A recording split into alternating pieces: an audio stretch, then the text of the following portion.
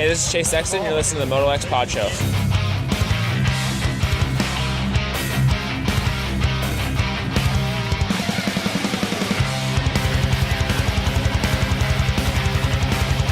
What's up, you guys? Jeremy McGrath here. You are listening to MotoXpod show.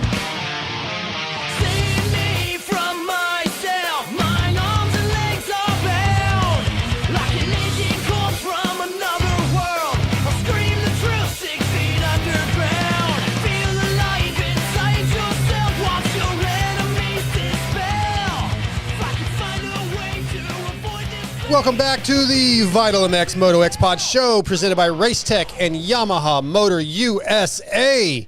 Exciting weekend of racing, unless you are TJ, who said once again a boring race. He's an idiot, though. We all know that. We're going to talk about Philly and the results. Sexton back on top. Cole Davies with a second win. East-West. We're going to get into a bunch of that stuff. Injuries, Daxton Bennett, Gage Linville. Unfortunately, SMX track crew and the job they did. Plenty of stuff to talk about, red flags, etc. tonight on episode 351, which features Nate Thrasher, Cade Clason, and Kade Johnson. Kade Johnson's the kid that won SMX Next in Foxborough a couple weeks ago. So we're going to get him on. He was out at Club MX this last weekend. Before we get into everything, though, that we want to talk about, in studio, reliable, as always, Scotty Thompson. What's up, Scotty? Yeah, I guess I'm the only one that can show up this week. So as always, yeah, man. Right? I mean, that chair's like. Yeah, it's just me over I here. wonder if we should. I don't know. I kind of like it backwards. It's just facing away. Yeah, didn't even notice till just now that the chair's facing backwards, but it's empty, so it doesn't matter. TJ, who is not even at work, he's at home. Couldn't make it in. Chase had other stuff scheduled because TJ was supposed to be here, so we can't really blame Chase. No. And as all, we're just going to blame TJ as we do. Yeah. So you suck, TJ. No, it'll be in honor. In honor. Which one should we do? Idiot or let's do this one. Why are you the way that you are? Honestly, every time I try to do something fun or exciting, you make it not that way. I hate so much about the things that you choose to be. Yeah, pretty fitting. TJ Smith, pretty fitting. Yeah. But it's you and I, like old school. Yeah, we did this for, when I first started, it was all three of us. And then there for a while, it was just me and you for a long time. Yeah, because TJ was always at work. And unless we had somebody, we would do some random people every once in a while. Yeah. But now that we're big time on Vital, you got to have the right people in here. So I guess just me and you. Well, I've never had the right people in here. I just have the people that are easy. Just have the people that are available. Yeah. You're always available, reliable. Yeah. So thank you for being here and me being able to rely on you. Yeah. Scotty. Yeah. That's why you got Tim Tams. That's why I gave you my Tim Tams. Oh, dude, Tim Tams in the fridge. Woo. I told you. It's the way to do it. All right, let's jump into the Yamaha opening chat. Presented by Yamaha Motor USA, which has a reputation for dominance.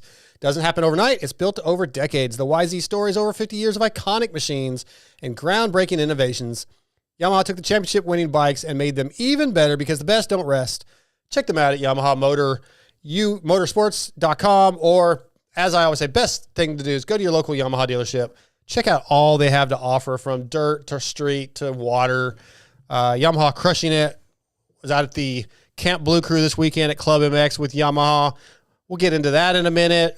Cooper Webb still leading the points in AMA Supercross in the 450 class for Yamaha. Hayden Deegan, Cole Davies. Deegan leading West. Davies winning the overall showdown. All Yamaha riders. We really, really appreciate Yamaha Motor USA. Okay, I think what we need to do to start this thing off, to be fair, for the last 3 or 4 weeks, the opening part of the Yamaha discussion has been Cooper Webb leading the points, doing what he needs to do, Chase Sexton, whatever the issues might be that week. We've been very critical, as a lot of people, as the media has been. He came through. He did what he had to do, right? He needs to win out in Philly on a fairly technical track, ruddy, no mistakes other than that one time he missed the double, but didn't cost him anything. Man, Chase was on it. Chase was, Giselle looked fantastic and very, very impressive. And I think we need to give him props for doing what he needed to do. Got the job done. Yeah, I think that it's going to come down to, like, does he make the mistake or not? Because is Chase totally capable of winning 4 in a row? Absolutely. What I think will be interesting is if Chase does win this weekend, and let's say Coop gets second, because that seemed, and barring something happen, whether it's a bike or, I mean, they both had first turn issues and had no problem getting back to the front. Yeah, they are the best in the field. Yeah, so it's going to be real hard for me seeing Coop getting like a third or fourth without something happening. So what I'm getting at is I think it'll be cool to see if Chase does pull off the next 2, then that points lead gets down to what it would be. It would be 6 if he wins the next 2 and Coop gets second. Does Coop just kind of keep getting those seconds, or what does Coop do at that point? So it's, Chase has to be perfect. He can do it. Will he do it? I mean, it's the odds I don't think are in his favor on that, but You think they are or not? I mean, for him to win every race, I mean, yes, he is very capable of doing that. Well, what did you say? I just didn't understand. Did you say they are in his favor or aren't? Okay, yeah, that I agree with. Not yes. just because it's Chase Sexton. If For anybody. Cooper or Yeah, Jet sure. or Eli, or any one of those guys was in a position where you have to win every race, that's just a tough ask.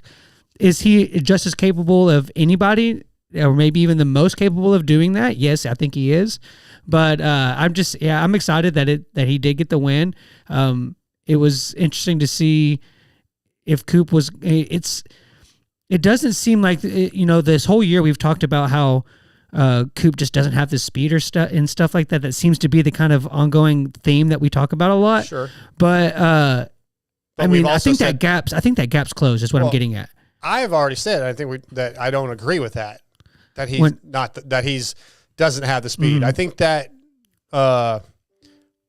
Oops, sorry about that. I think that needs to be put to bed. I don't agree with that because his lap speed, especially late in the race, qualifying, one hot lap, sure, Chase has got him. His lap times have been fastest at times or very minimally off of Chase. So I just think we put that whole discussion to bed. The speed thing. It's but a tight rutted track at the end of the night, at the end of the main, like we got this weekend, like Coop's scary. Well, and I haven't looked, but I've heard there could be some weather in the area again in New Jersey coming up. In East Rutherford. It's springtime in the East Coast. Like, what do you expect? What that doesn't make a difference. We saw that this week. I mean, it doesn't.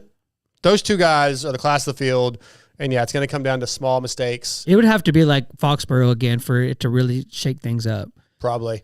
If it's just ruddy like it was this weekend or like it was in Seattle, you're just going to get – I think we're going to get the same thing. Yeah. It's just going to be – Coop's going to stay 2 to 3 seconds behind him and wait for him to make a mistake. And I was very, very impressed with Chase, and not like I don't think he can do it, but it was just good to see it.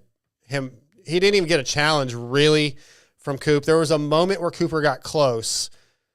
I don't know, 9 minutes left, something like that. And Chase just pulled that gap out. And what really helped him, and he talked about this in the press conference, and I think even in Lewis Phillips post-race interviews, is, Cooper talked about it, like not changing his line in the flat turn before the corner or before the mechanics, which was probably the most technical section on the whole track. And I didn't get to watch the race till really last night or yesterday afternoon because I was at club all weekend. And you could see him, Chase was going inside in that turn. Cooper was going inside in that turn. And when Chase got close to Kenny and Kenny went outside or middle, the next time they showed Chase, he was taking that line. And it was better. It clearly was better. And Cooper was mad at himself for not switching up because he even said, like, I knew it was better, but he just was locked in and didn't ever switch lines. And that mid-race shift, it's not easy to do, right? It's any of us. When we're racing, you get locked into your lines, and to switch up to a line that you haven't necessarily taken at all or in a while, and you don't know how that line's going to do, and he went for it, and it was better. Yeah, I mean, it was really good. And he was getting that quad a lot of the times. That Chase was better, period. And it was these last few races, man, 4 races are going to be something else. Yeah, I'm excited. It is crazy though that I've noticed. I was going to ask if you noticed this too. When Chase, so like they both didn't get great starts, and then they worked their way through the field, and I mean, the fact that Kenny was leaving leading laps was impressive, because he's dealing with some lingering issues and injuries and that kind of thing. And when they got him, and then Chase put that little 3 or 4 second gap, when he gets that 3 or 4 second little gap, and I look at the time clock and I see that there's like 9, 8, 7, even 7 minutes left, I kind of get like this, oh boy, like, I don't know why, but it's just like, hold on, like, hold on to it. Oh, like, yeah. Because you're expecting and I've talked about this before, when he's get a bad start or whatever, and he's in that mode where he's trying to catch everybody or in a battle, like, he doesn't make those mistakes. It's when he gets that 4 or 5 second gap. He's all alone. He's all alone. Yeah. He's got the racing controlled. I mean, is that not the most times that we see those incidents? It seems like more often than not. Like, obviously, Arlington was the opposite. He was tracking down Coop or whatever. Yeah, I feel like that was different. That wasn't like a tucking a front end or anything. Yeah. That was just pushing the issue, I think. More often than not, yes. It seems to be when he's out alone. But yeah, he was locked in. Do you get that feeling when like you see that there's 9 minutes left? Yeah, and I definitely revert to history or oh, just come on, because I have come to find out that when the money's on the line, like, I love Coop and I respect Coop and I really enjoy watching him be the champion that he is, and it's. To me, he's been one of the most impressive just championship riders, not individual race riders. Like, I think you could say like Stu and like Reed and guys like those. It was like not one-off races, but like their individual races sometimes were more impressive. But I feel like Coop in a total championship is like one of the most impressive guys that we've seen.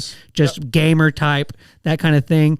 But I have found out that Chase is like, I want Chase to win. Like, that he's become my guy. Okay. And I want to see him hold on to it.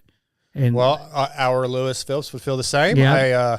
Lewis and him are, they got a really good bond, and I know that he's a big. They're very friendly. They're good friends. So I know that.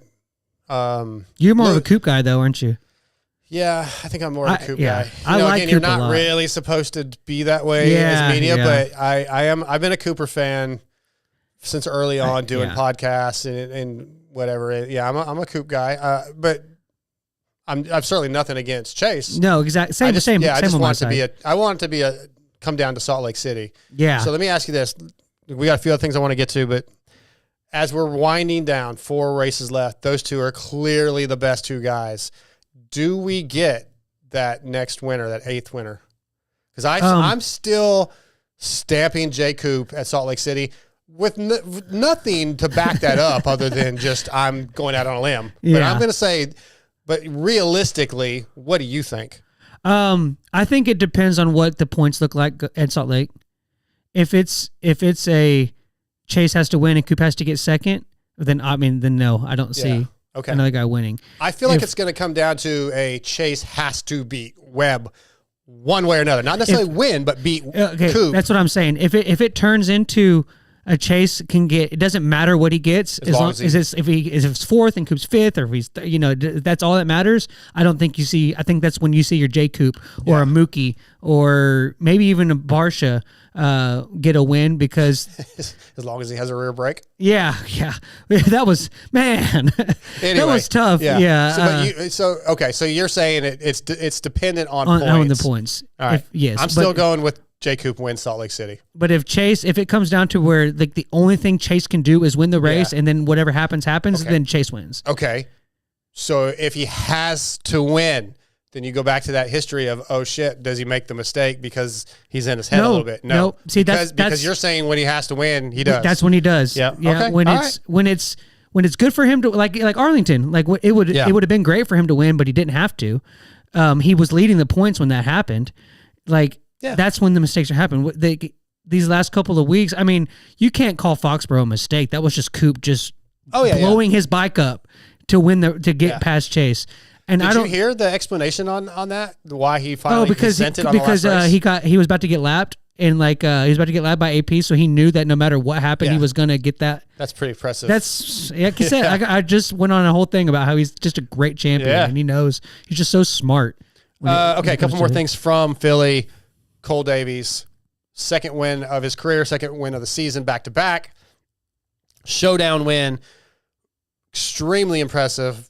Fastest guy in the whoops. Here's the question. I actually got a text from Vince Pale from TBolt USA. He wanted me to bring this up, but it was kind of already on my list also. But Is Cole Davies the fastest 250 guy in Supercross right now? I see. I'm gonna say no, and I have a reason why. Is he one of the fastest? Yes, absolutely. But I think is he was he the fastest this weekend? Yes, obviously. I mean, he won.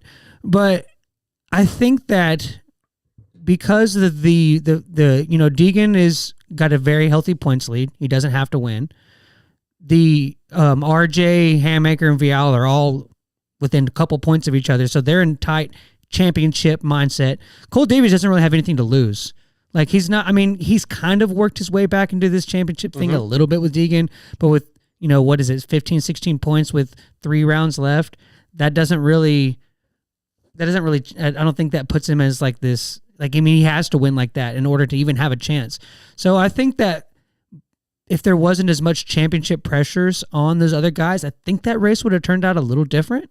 I think that he was encumbered in a way, and that's the reason why he was able to just kind of put it on those guys. Now, not taking anything away from him, him going from, or whatever he was, from 4th to just passing those guys and gapping them, super impressive. Want to see more of that.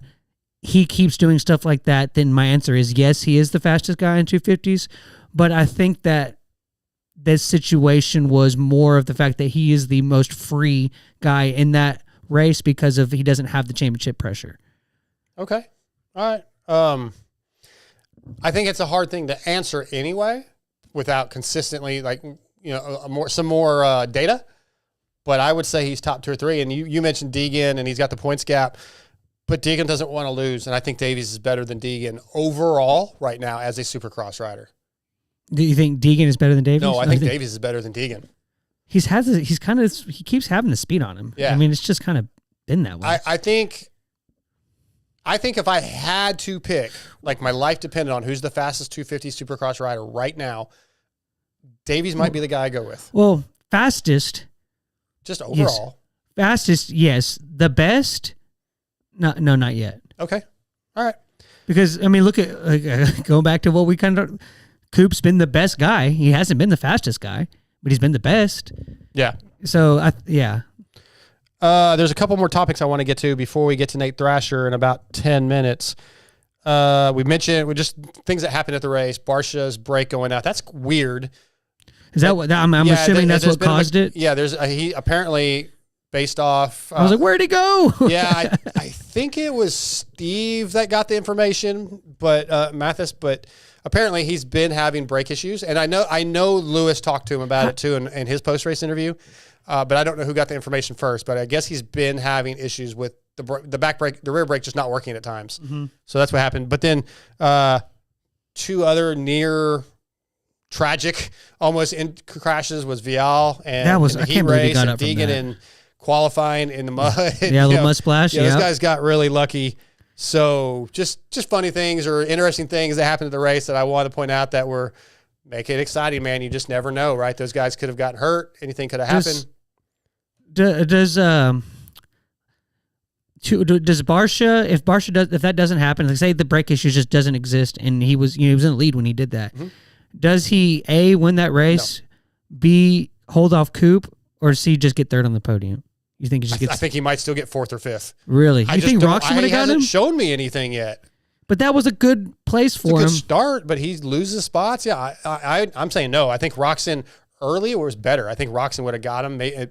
Maybe he doesn't stay in front of Barsha, but I think Roxon gets him. So you don't think that was Barsha's best chance to get a win this year? Yeah, it was his best chance, but I'm just saying I don't think he wins. Fair. Yeah, it's definitely probably his best chance.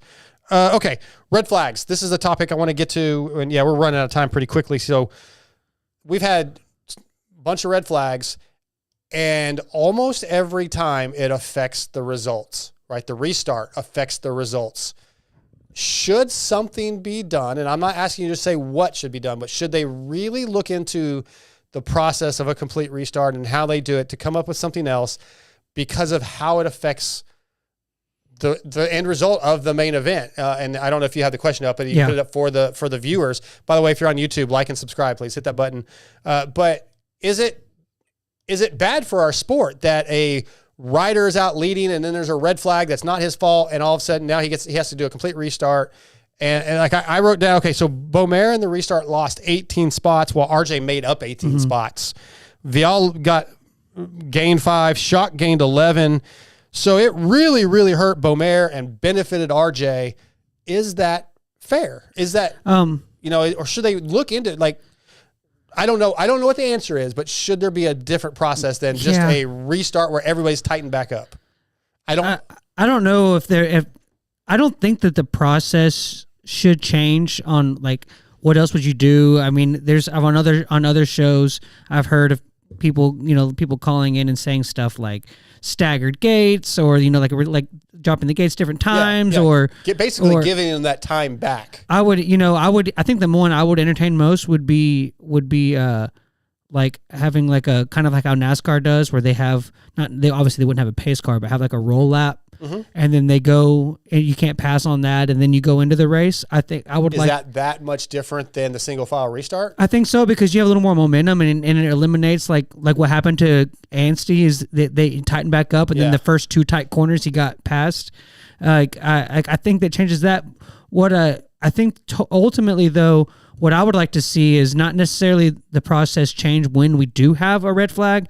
I would like to see more of what is the criterion that causes a red flag. Criterion will work. Criterium. Okay. I was like, I've never heard that word. You never heard? Okay. I've never heard criterion, but I'm not going to call. If that was TJ that said it, I know it's not real. I'm pretty sure it's a word. Okay. Anyway, I'll say criteria. I interrupted. Thanks for derailing my point. Sorry, man. But I think that I would like to see on the broadcast for the new fans and even us just more of an explanation of what goes into it. Obviously, I mean we've watched this sport a lot, so we kind of know that it's when they can't get to the rider, when certain signs are exhibited from the rider, or mainly it's access. I understand that. I think now if there is anybody medical on the track, they're going to throw it almost. Like if there's somebody out there that could get hit, I think that is what they're leaning towards now, which I'm okay with. And I'm okay with that too. And it does seem like there's more red flags than there ever has been before in the past, which is probably a good thing. It means we're being safer. I just want to see, like, not necessarily a rule, but I just want to see a breakdown of like, hey guys, this is what the Asterisk Metal Crew is looking at when a rider goes down. These are the kind of circumstances that we're looking at. Have a pop up on the broadcast that says, this is what we're looking for. Riders, this, we can access this. Just tell us that. It just seems like it's so up in the air. Well, and it's because it kind of is. It's also in a group chat I'm in. Somebody said it's up to Doc Bodner, so it probably is a little bit of he makes a decision on the fly. Okay, we need to throw it. Can Doc Bodner then? Bodner.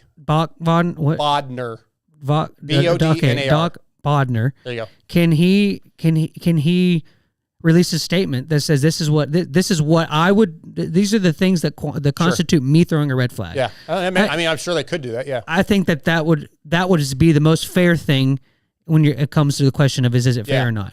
Yes, there needs to be red flags. It has to be because sometimes the rider safety is number one.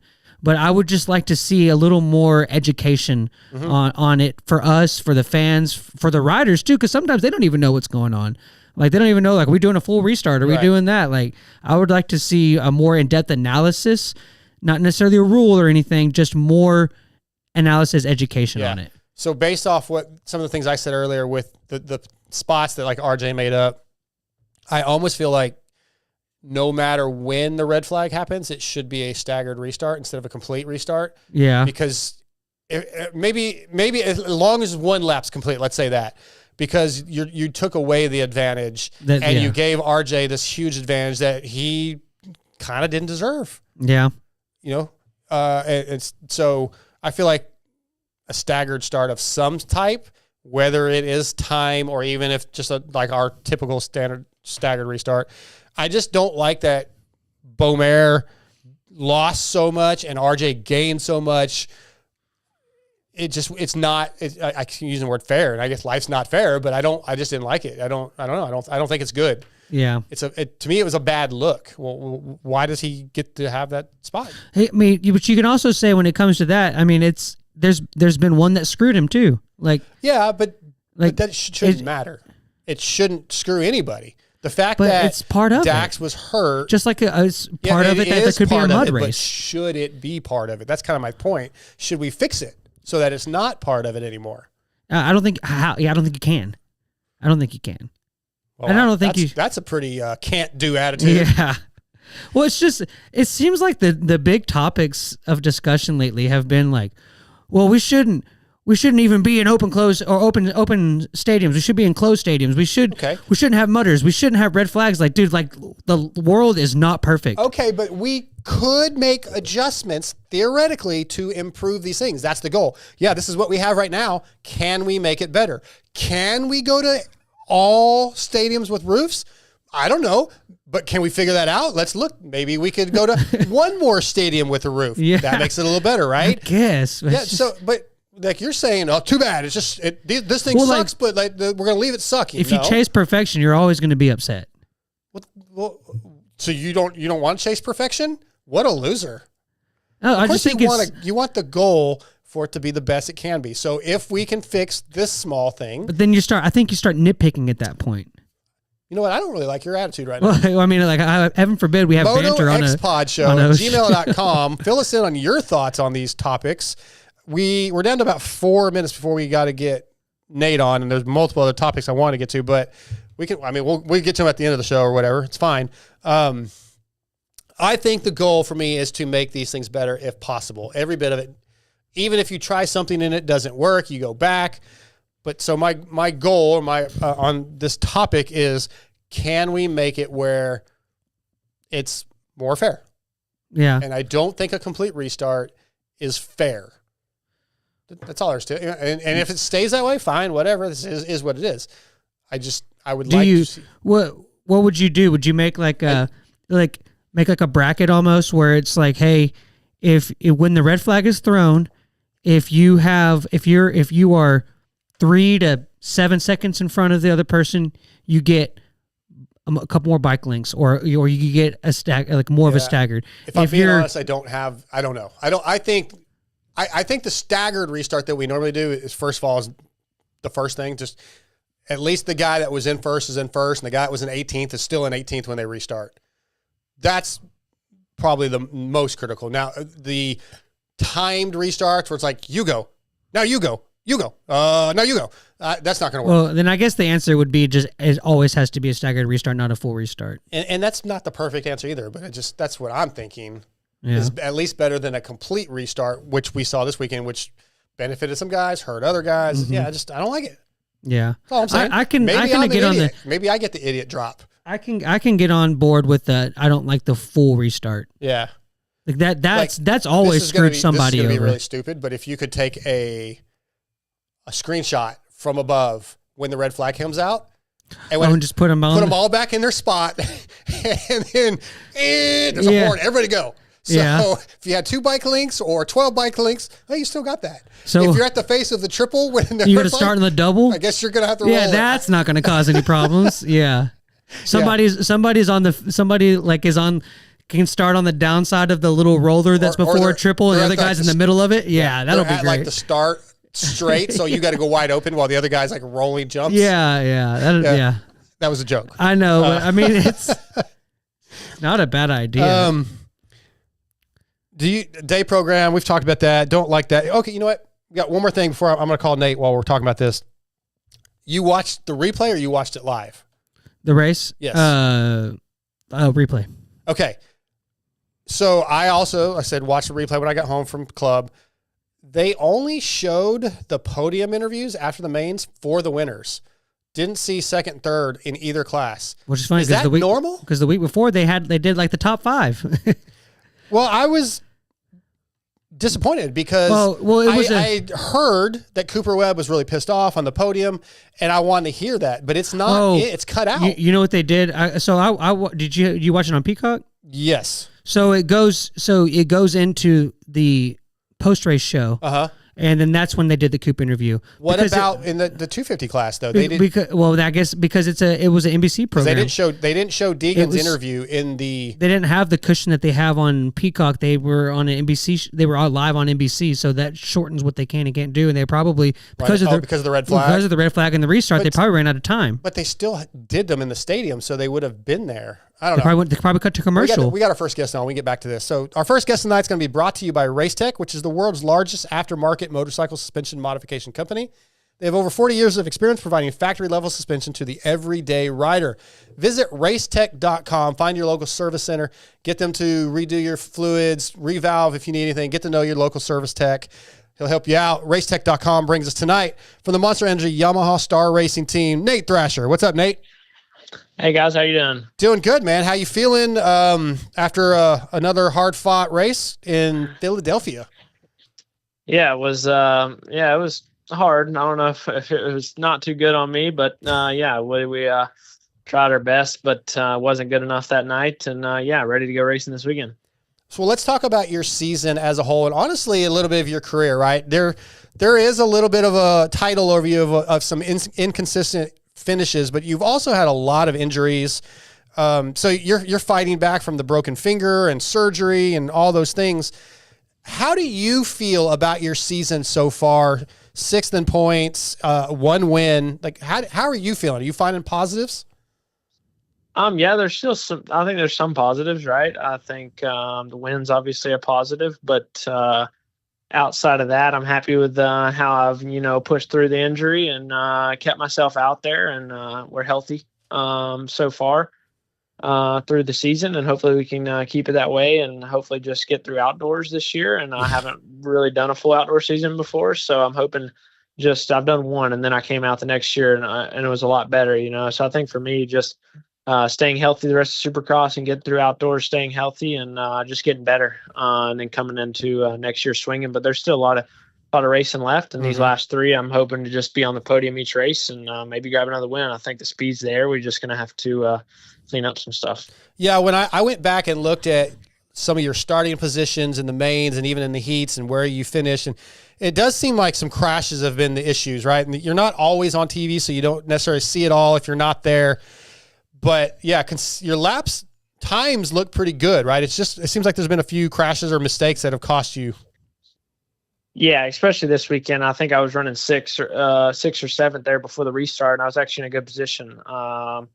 Was right behind Deegan, and we were kind of working our way up through the pack, and I felt like we were in a good position, to get a top 5 in that main event.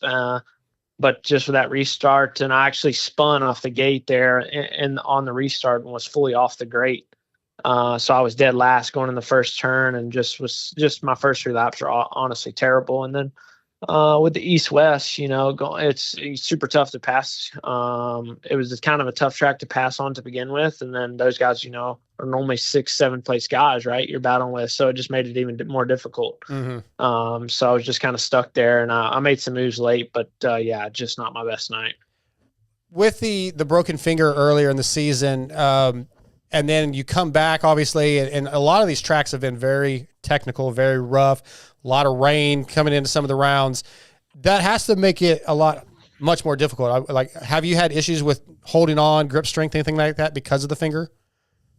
Yeah, for sure. I think I've really only done 4 races where I felt like I was at 90 to 80%. I think Tampa was definitely one of them, and then Birmingham, and then San Francisco. I mean, not San Francisco. Sorry, I got confused with another motor there. It was Foxborough, and then this last weekend. So I think we're in a really good spot. I'm riding better than I have in a while in practice, and I think it's going to show eventually. It did in Birmingham, but struggling with the starts a little bit. But besides that, I'm feeling really good on the bike. Was struggling a little bit in Philadelphia, just not sure why, but just kind of struggled. So we're just gonna have to be better next weekend. Yeah, when I look at your results and everything, Tampa, right, which was that was before the injury, right? Or did you have the injury? Yeah. Okay, yeah, I thought so. No, that was before the injury. Okay, so you qualified 4th, heat race 4th, main event, I think you started about 7th, went down to 20th, back to 8th. That to me is a really, really good ride from you. Considering that's what I'm thinking coming into the season we need to see out of Nate Thrasher. Yeah, I mean, that was the best I've been coming into a season in a long time, and I actually felt like I was riding really good, and ended up I didn't even go down in that main event. I just got taken out there, which happens to everybody. But I actually was riding really good that night. I felt like I was definitely able to get on the podium if I could get a start. I think the speed was definitely there, and we just salvaged, an 8th place, which actually late in the race, I ended up passing, Levi there, and he won the next race, what I mean? So I think the race, the speed was there. I was feeling good. And then I'm going down the next weekend, and we just salvaged all the way until Birmingham, where I finally was able to, get back to pretty much full strength. I think I'm definitely more full strength now than I was then, and then it was the mud race after that, which was, hectic, and you never know what's going to happen. You got to have a lot of things go your way, and just didn't for me, right? I crashed on the finish line there and got stuck. It was like teeter-tottering on the face of the finish line. So it was like I could not get the bike over. I couldn't get it down, so I was just in a bad spot. And then last weekend, like I said, it was just a bad race for me. But in between that, I was just totally salvage mode. I was riding around at 50% at best. Gotcha. Okay. And Nate, it's been quite interesting over your career. It's almost one of the biggest anomalies of our sport, where you'll have these injuries and maybe some okay races, and then you'll win one. I think it's just your 4th year in a row that you've had a win. And the way I look at it is that you're doing the right things if you're getting those wins. What if you didn't have those wins? Would you look at your career differently? What do you take from them, and how do you view those when you look back on some of the wins you've had in the past? I think each year's been a little bit different. I think, earlier in my career, my first wins were on a speedway. So I wasn't quite, able to do that on a supercross track yet. And then in the 2020 season, I was just kind of getting better each race, just kind of getting my feet under me. And it was my first year of really, was able to run the podium speed, but just couldn't quite get on it. The podium there, and just kept making mistakes. I'd be in 3rd and crash, and just this my second year we didn't have futures back then, so it was really just kind of a learning experience. Then I finally won Salt Lake at the end of the year there, and it was kind of a big boost going into 2023, and I was pretty much a podium guy every weekend. Besides when I crashed, I was on the podium. I was 2nd place no matter what. You know what I mean? But if I didn't have a crash. So I think that year was really a breakout year for me, and I ended up getting really hurt that bad that year. And then last year was kind of another building year, getting myself back just mentally and physically from those bad injuries. And then this year I really thought was going to be a good year. And then, going down like that before the second round was a big bummer, but there's nothing we can do about it. So we're just going to try to, just come out swinging for these last 3. I think the speed's there to be on the podium each of these last 2 races. Since Scotty brought up the wins, the early wins, I had a note to ask you. First of all, this sport is very difficult, and it takes a lot of guys 2 or 3 years in the 250 class as rookies and whatever to really figure everything out, from the travel to the program to the speed, et cetera, et cetera. Do you feel like getting those early wins maybe added expectations that were a little unfair too early in your career? I think it did.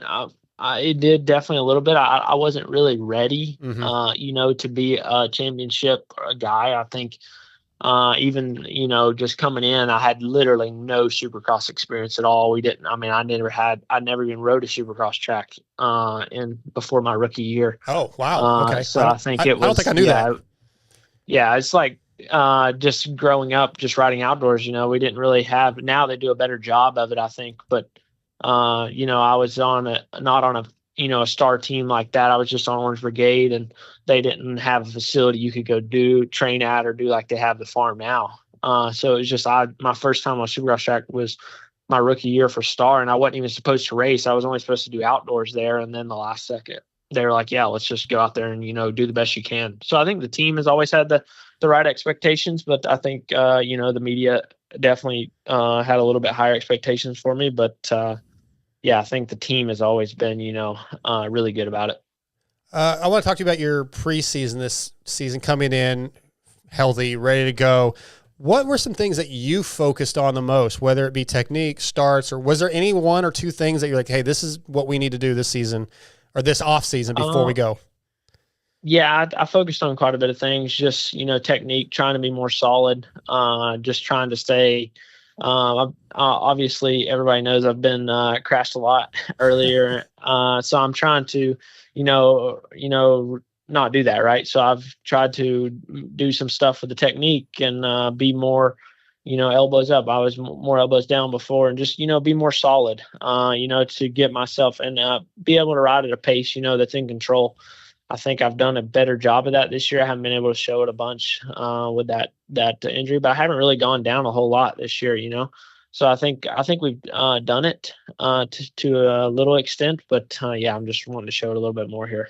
Do you find it difficult to work on technique type of things with the way the program is at Go Farm with Star, where every week is a battle almost?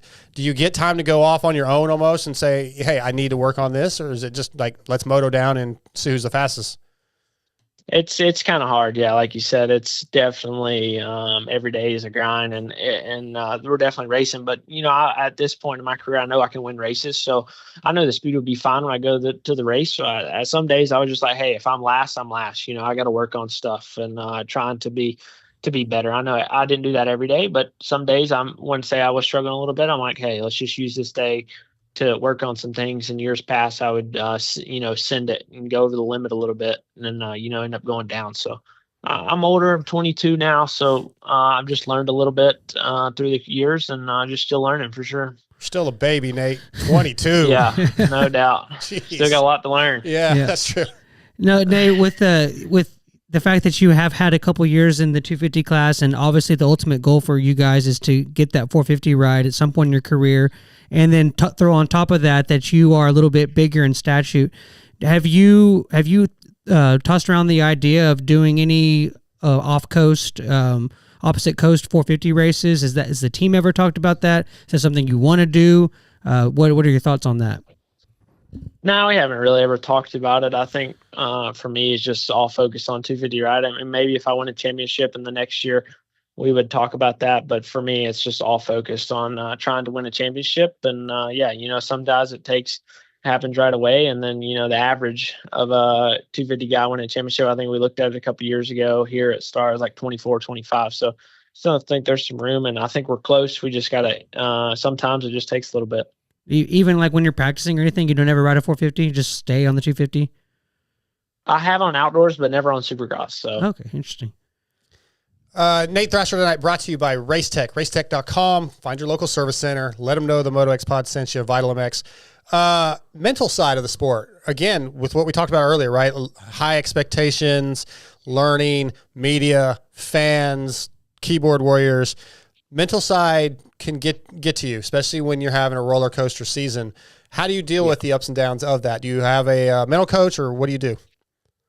Yeah, I do for sure. I do have a mental coach, but I'm pretty good at, blocking out. I really do give it 100% every weekend. So I know that I go out there and give it my all. That's all I can do. So I don't really look into the comments at all. I could care less what somebody says about me. I mean, I'm one that looks at if I'm going to listen to you, like if you're going to give me advice, if say somebody would give me advice and I'm going to take that advice, then I'll listen to their criticism. If I wouldn't take their advice, I'm not going to listen to their criticism. So I think I'm pretty good at that. Actually, really good at that. Not really going too much into it, but it's tough. So tough on myself. So I know I have expectations on myself, right? So I go into these races and have expectations to be on the podium, and I don't do it. It's a long Sunday, but I got to regroup and try to get the best out of myself and the best out of my body and try to go back to work. Right. I mean, really, I was pretty happy with everything this year until this weekend. This weekend I was disappointed in myself, but we're going to try to regroup and go back and this weekend. And I think we'll be, better. I'm hungry and I'm ready to go. Yeah, I think that what you said a minute ago, you're hard on yourself. That's the case with probably most professional athletes. Anybody that's championship worthy is going to be much harder on themselves than a fan or a media person could be. What about, and you said a minute ago, team expectations are pretty fair, but we also know that Bobby Reagan can be pretty demanding. How's dealing with him when on the bad weekends? Yeah, I mean, it's tough, but what he says to me, I mean, some people don't like it. Some people have, moved teams and stuff, but what he said to me, I've said to myself 1,000 times, right? I know Sure. I know what it's, he's calling me for on Sunday after a bad race. You know what I mean? He's knowing he's going to yell at me, but yeah, I should be yelled at. I did terrible. So I think some people, like that. Some people hate it, but I'm not one of those to shy away from it. Obviously I did terrible, so I deserve an ass chewing. So I think that sometimes you need it, and I'm one that needs it sometimes for sure. All right. How do you feel about Will Hahn coming back? I think that's going to be good for you guys.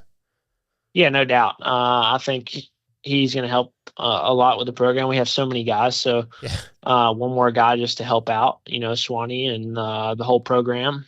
He's champion, right, in the 2VD class, and was great on a 452. So I think him coming back, and he was there my rookie year and a little bit of my second year, and he was great mentor to me, and we're really good friends. So I'm happy to have him back.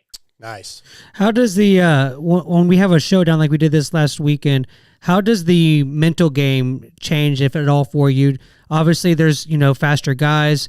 I could see that where it would be where you want to maybe have more expectations, where you want to maybe prove yourself more. Racecraft might change a little bit. What changes in your day on a showdown versus a normal coast race? Everything's a little tighter, right? I mean, you have more guys in the truck. We had one less practice, right? So you had to learn the track, a lot faster than normal. And the first practice was really muddy. So I think it was, a lot of pressure on that second practice and trying to get out there and learn the track quick. And then you got a lot more pressure in your heat race, right? You got to, go out there. And if you get a second or third in heat race, you podium that night normally, right? So you got to go out there and, put in a good heat race, give yourself a good position for the main event. You go out there and get a fourth or fifth, and there's only a couple good gates on the line. So yeah, it's tough. You gotta, and normally in a regular race, you wouldn't be too mad at a fourth or fifth, but in a heat race in an East-West, you gotta, try to be up there because there's only a couple gates. And so it adds a lot of pressure, definitely. But I like East-West. I think the 3 this year is pretty cool. It was tough in Philly. The track was definitely demanding, but it was good. What do you think of the schedule that you guys have had the last couple of weeks? I think most of the riders like no free practice. Like, let's just get 2-time qualifying probably is best, and then let's go racing. Yeah, I'm with that for sure. I think that's the way to go. I think especially normally, the free practice by the second qualifying, we're just literally out there. We've got everything down by then, and we're just throwing in heaters the whole time. So I think that, the first qualifying and then, the second qualifying and then go racing, it would tighten the schedule up. And then I feel like there's too much of a gap between the second qualifying and the night show too. The fans are there and, they want to come watch all day, but then they got to wait 3 hours to watch the night show. I feel like it's just too much. In any other sport, there's really not that much time, right? Even in other motorsports. There's like, F1 is just different days, or you got NASCAR, it's just a race. Like other sports, they're coming for one specific event. Football, they're coming for a 3-hour show. I mean, people do come, but if I'm going to, to a race, I want to go watch it all, qualifying and the race. So I feel like there's needs to be shorting of it all, and so they can come enjoy it and not waste the whole day doing it. Yeah, good point. I think most riders and even most media and everybody would agree with you. Well, as a fan, we're drinking beers in the parking lot at that point, so we'll be all right. Yeah, well, that's true too. You got to have a pregame. Yeah, exactly. All right, just a couple more things for you, Nate. You talked about wanting to do a full outdoors, not having done that before. How is outdoors testing started? How's it going so far? How many changes do you need to make? How close are you? Yeah, I feel good. I think I've been okay outdoors, but I would like to be a little bit better this year. I think the fitness is very good. So I'm just excited to get going. I think it's tough for me always outdoors. It starts in Paula, and that's one of my worst tracks. We seem to do the OK there last year. I think we got a 6. So I will take it. And I'm just excited on an outdoors, it's a long summer and it's a grind, and I like to grind. So I think it's going to be fun. I'm excited to go. And yeah, I don't really have any expectations on myself. I would like to get a podium this year in outdoors. It's a big goal for me, and would love a win, but yeah, we'll just take it. And I'm just hoping to be, a top 5 guy week in, week out. I want to go back to the goat farm for just a minute and the team. How much do you take away and learn? How much information do guys, like a guy like Cooper Webb, a vet of the sport, how much do you absorb from him? How much does he give you? Yeah, we're pretty good friends. So he definitely gives me some pointers. It's tough because we're out there at the same time, so it's hard to really watch what he's doing so well. But I kind of know at this point, I've trained him for a couple of years now, so I kind of know what he's good at. And I'm just trying to get better at that myself, especially when we work sections and stuff like that. Mm-hmm. And just the way his mind works is, he's definitely shows up more on race day. You know what I mean? When there's that last 5 minutes, and he's a beast, right? So I think just trying to do that and see how he works and see when he does good. And I'm sure there's things he could improve too. So I think just trying to watch everybody. I know J Coop is really good in certain areas. So just trying to, pick up on everybody's stuff that they do well. Yeah, absolutely. All right. Last one I got for you. Scotty and I were talking earlier about the red flag situations. And I said, I feel like AMA needs to look into some way of dealing with the restart situation. I don't like a complete restart, no matter when it happens, because certain guys get hurt from it, right? Like Beaumare lost 18 spots because of the restart. RJ gained 18 spots. That's like not fair. And Scotty's like, well, life's not always fair, and that's true. But the red flag situation I'm okay with, as long as they're trying to keep people safe, throw the red flag. But we have to figure out a way where riders aren't getting screwed. Any thoughts on that? Yeah, exactly. I'm with you on that. I think if it's on the first lap, if we haven't gotten to the finish line yet, I think a total restart's, not a bad thing. But I think once we cross the finish line, I think there's got to be a way, to stagger us back up. I mean, any other sport, just football or basketball, for instance, they don't, hey guys, you scored a touchdown, but we're going to take that off and restart it. You know what I mean? That would be, kind of crazy. So I think, and this is the same scenario. I think you got to figure out a way to, just like RJ there, went down dead last. There's no way he could have got on the podium, unless, he rode unreal of a ride. But I'm just saying, realistically, he's probably not going to get on the podium there. He may get a 10th, 9th, and that would be a great ride. You know what I mean? A 9th or 10th east-west after you go down. But it switched him, to pretty much 10 points out of the championship to now in the lead of the championship. It just changes so much, right? So I think just like me and Beaumare, we're up there, he's 3rd or 2nd or wherever he's in. I'm 6th, 7th, and then we were, dead last. So I think it changes a lot. But I think the red flag was definitely necessary. I'm not mad at the red flag. Anybody goes down like that, I think there has to be a red flag. I would rather that than just be rolling around the track out there. So I think the red flag is definitely needed and warranted. I just think there's got to be a way to, restart us exactly where we were. I don't really know why they do a total restart. I think it's like any other sport wouldn't do that. So I think we got to get on the same page as that. I think staggering them up and, just like, NASCAR F1, they get in the pace line there, and it brings the field back together, but they don't get, say a guy comes up the pack, he doesn't have to go back to his starting position. Exactly. Perfect. Well, Nate, I appreciate you jumping on here with us tonight. Good luck this coming weekend in New Jersey. East Rutherford. East Rutherford. So yeah, great talking to you, and thanks for coming on with us. Yeah, pleasure. Thank you guys. All right. Talk to you soon, bud. All right. Sounds good. Bye. Bye. That's Nate Thrasher tonight, brought to you by Race Tech. So he agrees with me. So I'm not an idiot on the restarts? Yeah, well, I'm with you on the fact that it's the complete restart thing. The complete restart on one lap, but the fact that you can't other than that'd be the only thing I changed. I definitely don't like the 4 minutes of the race is gone and we're still doing a full restart. I don't like that, but I think staggered restarts have to happen at some point. I was interested with him that he hasn't done more on a 450 being as big as he is. I guess it's is that I kind of some dead teams now? maybe they would, but like in on Star, their teams are separated. Do they have another 450? Probably. Guess. I guess it just seems like that. Like back in the day, that happened a lot more than it does now. Yeah, maybe. Yeah. All right, let's do the ProX fantasy, Vital MX fantasy talk real quick. ProX is rooted in racing for motocross to off-road and supporting teams such as Ampro Yamaha, Pro Circuit Kawasaki, and SLR Honda. They've been supplying quality components for almost 50 years, from complex jobs like an engine rebuild to simple maintenance, including filters, chains, and sprockets. ProX aims to bridge the gap between OE quality and affordability, and you can find ProX at your local dealer or visit pro-x.com and search for parts for your bike. You ride, Scotty?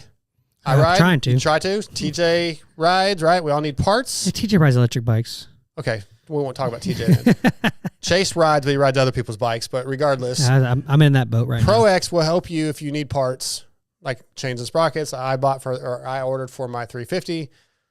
Support the show. Support the sponsors that support the show. Do they do batteries?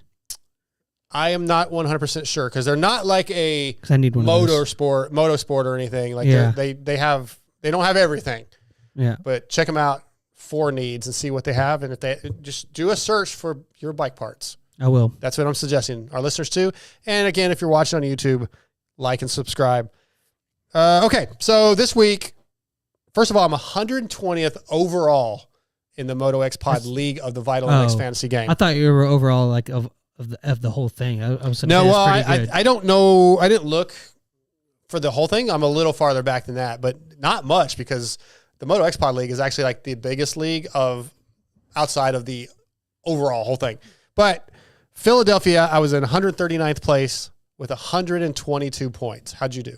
Well, I will say that advice to anybody that plays the game, the auto pick function is not very reliable.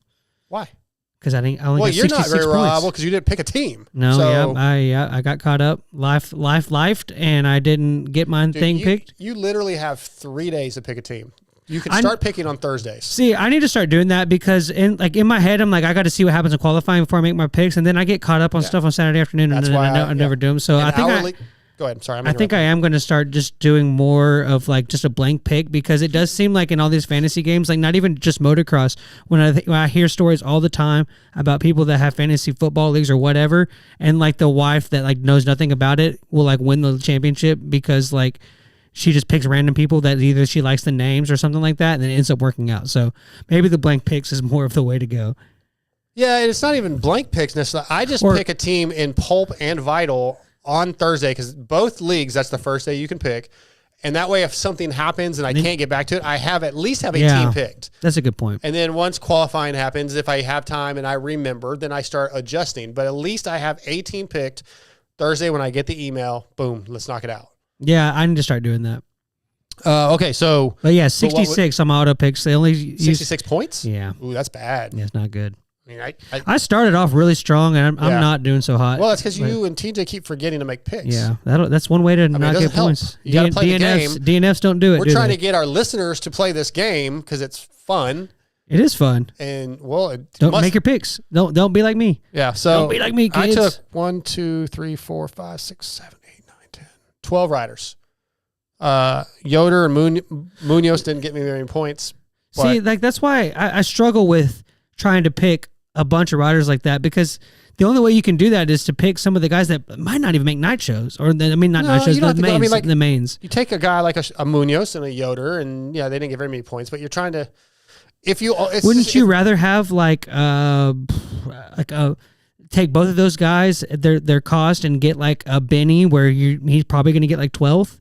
Well, it doesn't seem to work. Apparently not, but I'm just like, that's what blows my mind. If Benny gets let's just say 10 points, or you can get two guys for the same cost that each get 6 points, then you gain 2 points. I guess, Gotta play the game. Yeah, but I don't know. This has been working. Well, I shouldn't say it's been working. I'm still always like in 100-something spot, so it's not really working for me either. But regardless, sign up for the Vital MX fantasy game and get in the MotoXpod League and play with us. Yeah, I can play. And hit us up at motoxpodshow@gmail.com. Let us know your team. Let us know your points because it's fun. It's okay. All right, man. Damn. It's fun. Shout out, speaking of Benny Bloss, shout out to Benny for re-signing with Beta. I already had the news up. Let me put it up again. Yep. Congrats to him. That's good. He can now hopefully do a better interview the next time he does an interview. A better beta? A beta interview? Yes, a beta interview. Okay, so we talked about the interview. So I want to get back to that real quick. The post-race interviews. I wasn't completely following you because I was trying to get Nate on the phone. You're saying while it was live, they had to be there, right? They were there. They showed them because they were done. I know they probably went to a commercial because they were running on time. Live. I'm talking about while the race was live. They were all three interviews. I think were on TV. Maybe I'm wrong. You were saying that they only did the winners from the 250 class and the replay, 450 class. They cut out second and third in both classes. Oh, are you sure you saw that right? Yeah, because I went back and they only showed Cole Davies and Chase Sexton. I don't know. I would imagine that the replay on Peacock would have all of it, and that the TV broadcast. That's what I'm questioning. Like, why? Yeah, maybe something happened. This isn't normal, right? Because I do know that they did show Cooper and Roxon's interview because they showed Chase. They concluded the broadcast, and then they jumped straight into the post-race show, and that's when they interviewed. So maybe because of time restraints, they tightened it up and didn't show live. That's what I'm. But if you were watching on Peacock, you saw it live because it just jumped straight into the post-race. Well, I was at club while that was going on. So if you were watching on NBC, you would have had to switch to Peacock. But my point is on the replay, if they recorded those interviews, shouldn't they be in there? Like you can put them back in or something because they cut the commercials out on the replay. So why? Like where were the interviews? Damn it! Yeah, I wanted to for see the 250 ones, yes, but they showed the Cooper red one. You're saying I didn't see it. It was not on the replay. It's gone. Because you shut it off. Let the Peacock thing keep playing. On the replay, it ends. It's gone. It's over. It goes to the post race. Not on the damn replay. He's on there. It's on there. I'm about to pull it up right now. Yeah, I'm about to pull it up. Yeah. That's what she said. Let's not worry about that right now. You keep talking. I'll pull it up. Well, I want to talk to you about Club MX. So let's not worry about that. We'll get to that later. Okay. I'm going to talk and listen. All right. So I was at Club MX this weekend for the Yamaha Camp Blue Crew. This was a really, really cool event. First of all, thank you to Michael Rich and Yamaha for having me come out. Originally, Lewis Phillips they wanted Lewis there. I was their second choice, but Lewis had to be in Philly and wasn't able to go. So I got the benefit of that and got to go hang out at Club MX all weekend. Got to put in tons and tons of laps. We had first of all, the event is what Camp Blue Crew is if you own a Yamaha, you can go to Blue Crew or Yamaha's website, Yamaha Motor USA, sign up for Blue Crew, and you can go to these events that they put on, and it's free. You just have to register, and you can go. So, Camp Blue Crew was basically at Club MX this weekend, and Club gave us their facility. Their trainers like Hayden and Ross, who work with all the amateur kids and the pro team, the pro riders at Club during the week, spent their time on the weekend, came out and worked with us throughout in groups. We had a vet class, an AB class, and like a mini bike class in 20 or 30 minute sessions. And they took us out on the tracks and would work on technique or work on just like you would if you were at Club for the week and you were doing the program. And it was really cool. Learned a lot, had a lot of fun, put in an incredible amount of laps on the 25 Yamaha YZ250F. And they got a ton of rain Friday night, Thursday night it was, I guess. And the main tracks that we were supposed to ride, the public tracks, we couldn't ride because there was so much water. So they cut us in a shorter section of the old OG Yamaha or the OG sand track that Zacho is known for riding. And then they cut in like a horseshoe type of just a rut track. And that's what we did on Saturday. We rode there all day, I wish I could tell you how many laps I put in that sand track. But it was just a blast, man. I think everybody had a good time. They learned a lot. They gave stuff away. Chad Reed and his family was there. You laughed, you cried, it moved you? A little bit. Yeah, I don't know if I cried any. I might have cried in pain. Yeah. But it was just a really, really fun event. And Mike Bonacci and Brandon Haas, given this, their facility is incredible. I think it's 120 acres or 140 acres, 11 tracks. They now have a GNCC course. 11 tracks. Well, counting the GNCC course as a track, that's 11 tracks. Wow. Multiple supercross tracks, rut tracks, sand tracks, turn tracks, the pro track. And it's just, to be able to go out there and do that all weekend was a very fun, special experience. I'm going to write a story about it on Vital MX. It'll probably be next week and put some more details in. But like one of the cool moments was riding the sand track, and I look up and Chad Reed and his son Tate and Kaya, his daughter, like they're doing their riding kind of in between us, but also riding with us. They're involved a little bit, but they're on their own. They're staying like this whole week. I mean, it's the Reeds. I mean, yeah, but regardless, I think I see Chad up there and he's kind of watching, and I came off and I was like, yeah, man, I saw you taking some notes. You pick anything up for me? I saw you watching me. And he laughed. He goes, yeah, I told Tate, like, that's how you don't do it. Yeah. Fair point. Very good advice. Yep. So Chad knows what he's talking about, clearly. Yep. But yeah, just a cool event, man. I think if you guys own a Yamaha and you're not signed up for Blue Crew, you should look into these things. They do a lot of events. They're at Three Palms in 2 weeks for a Blue Crew Invitational race. There's just a lot of things that they do that I don't know. That is it only Yamaha's racing? Like if you, I think so. I think you show up on a Honda, get out of here. You can't go. You can't go to the Camp Blue Crew. You have to register ahead of time. Oh wow! Like they rent the track and they do things for their fan base, their family. Basically, is how it's kind of. It did seem like a big family. That's cool. And breaking news, hasn't been officially announced yet. Hopefully Mike doesn't get mad at me, but Chad Reed is back Blue Crew officially. He's going to be working with Yamaha. Cool. Doing some stuff. It's sort of like rider development kind of thing? No, like I think more like an ambassador, but not in the same role of like an RV and a Damon Bradshaw. But they'll make an official announcement soon. But yeah, he's the winningest rider in Yamaha's history.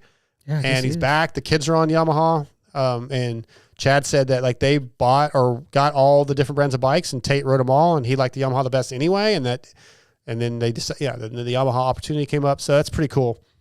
Yeah, it was just a lot of fun, man. I'm jealous. Yeah, it's really when you tell me stories like this, and then like I see you like complain about stuff on like group text. I like it's just I don't have any sympathy for you, man. That's probably fair. I was replacing a fuel pump on my bike just to find out that I'm not getting sparks. So like, yeah, screw you, dude. I went to put my shoes on Sunday morning, and like after we were done riding Sunday, and I literally could not bend over to touch my foot. Yeah. I had to sit down, pull my foot up on my leg, and put my shoe on. My back hurt so much from standing up because I think it was something like, okay, so I told you there was 3 groups, right? And they're 20 or 30-minute sessions each. And in between, when they were only doing 2 groups at a time, though. So if you were the third group, you went back for like a 30-minute break. Mm-hmm.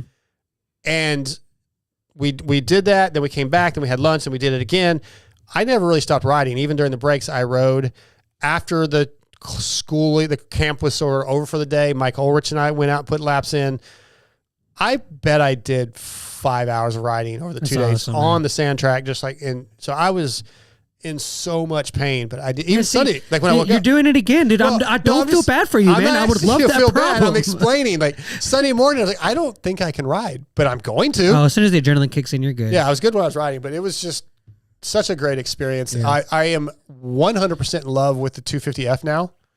You were ripping on it, dude. I don't think I'd have had nothing for you the way you're riding the 250F. Lately, you haven't had anything for me, just conditioning wise. So, well, it's because I ride so sporadically. Yeah, it's just, right. But for 2 laps, I can. Sure. Yeah. I was feeling good on that bike. I rode Kiefer, that Honda 250F that built one he has, the XPR one, and I never rode a 250F before, and I loved it out there in Cali. So this weekend, I asked, I really want to ride 250 if there's one there, and that's all I rode. And yeah, I am trying to trade my 450 in for a 250. I'm all about that thing. It was just, it's perfect. It just felt good. It was easy to throw around. I didn't get tired. Yeah, since I'm in the borrowing bike thing stage right now, I rode TJ's 250F in the woods when we were doing some trail riding, and man, it was. I love my 450. I like a 450, but in the woods like that 250 was awesome. And then also, so for the record, I did check, and they show the broadcast. It ends. They flash all the pictures, and it's like copyright, blah blah blah blah. And then goes on my replay on Peacock. It goes straight into the post-race show. Okay. They bring it back in, and the first thing they do is show JT interviewing Cooper Webb on the podium. All right. You weren't patient, and they show the pictures, like the and program you clicked was going out. away. Yeah. I will admit, I was wrong then. Yeah. I mean, I haven't seen it for myself. You could be lying, but you're probably not. So No, yeah, I'm not. all right, let's do the X Brand Forum check-in because we're actually behind schedule now from the Club MX talk that It's all good. Yeah, we got all night, right? We could We're just a 6-hour show. Yeah, Yeah, we could record Chat would love it. we can record till tomorrow. Yeah. No, I need to go home. X Brand is your choice for clear vision and a leader in motocross and off-road goggles. X Brand is used by many of the top GNCC riders, supercross, motocross riders such as Kyle Chisholm, Freddie Noren, Henry Miller, Michael Hicks, Richard Taylor, Jerry Robin, and many more. Visit EKSbrand.com or go to your local dealership. Ask for X Brand distributed through WPS. Funny thing is, like, I'm an X Brand rep, but I forgot I left my tear-offs at home. Thank God that Club MX FXR uses the Ride Unlimited goggle, which is an X Brand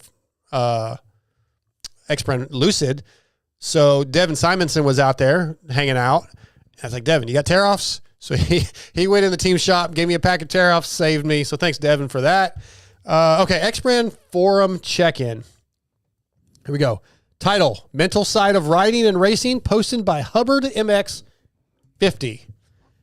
After an absolute bitchin' day of riding yesterday that ended with me finally hitting a section at my local track I spent months rolling over, I had some thoughts on the drive home. The mental side of the sport is absolutely insane sometimes, and I feel it isn't talked about much.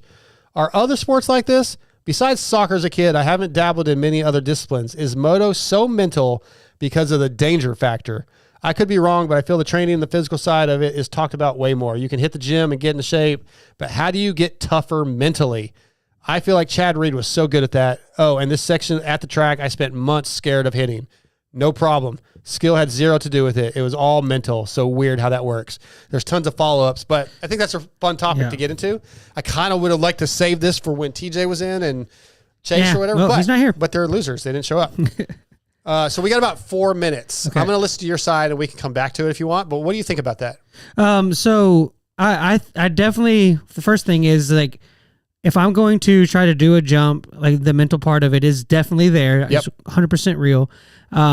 If I don't do one, and if I don't do it in the first couple of laps, like, I end up not doing it unless, like, you or somebody, one of my buddies does it, and I either follow them or if I, like, talk myself into it. But for the most part, especially if I'm, like, riding on my own, if I just have to knock it out. And even if it doesn't quite go well, at least you did it, and then you can try again. I mean, it's like, you have to know your limits a little bit. I think one of my biggest strong suits as a vet rider is that I don't ever really ride over my head. I stay very comfortable. I don't push limits.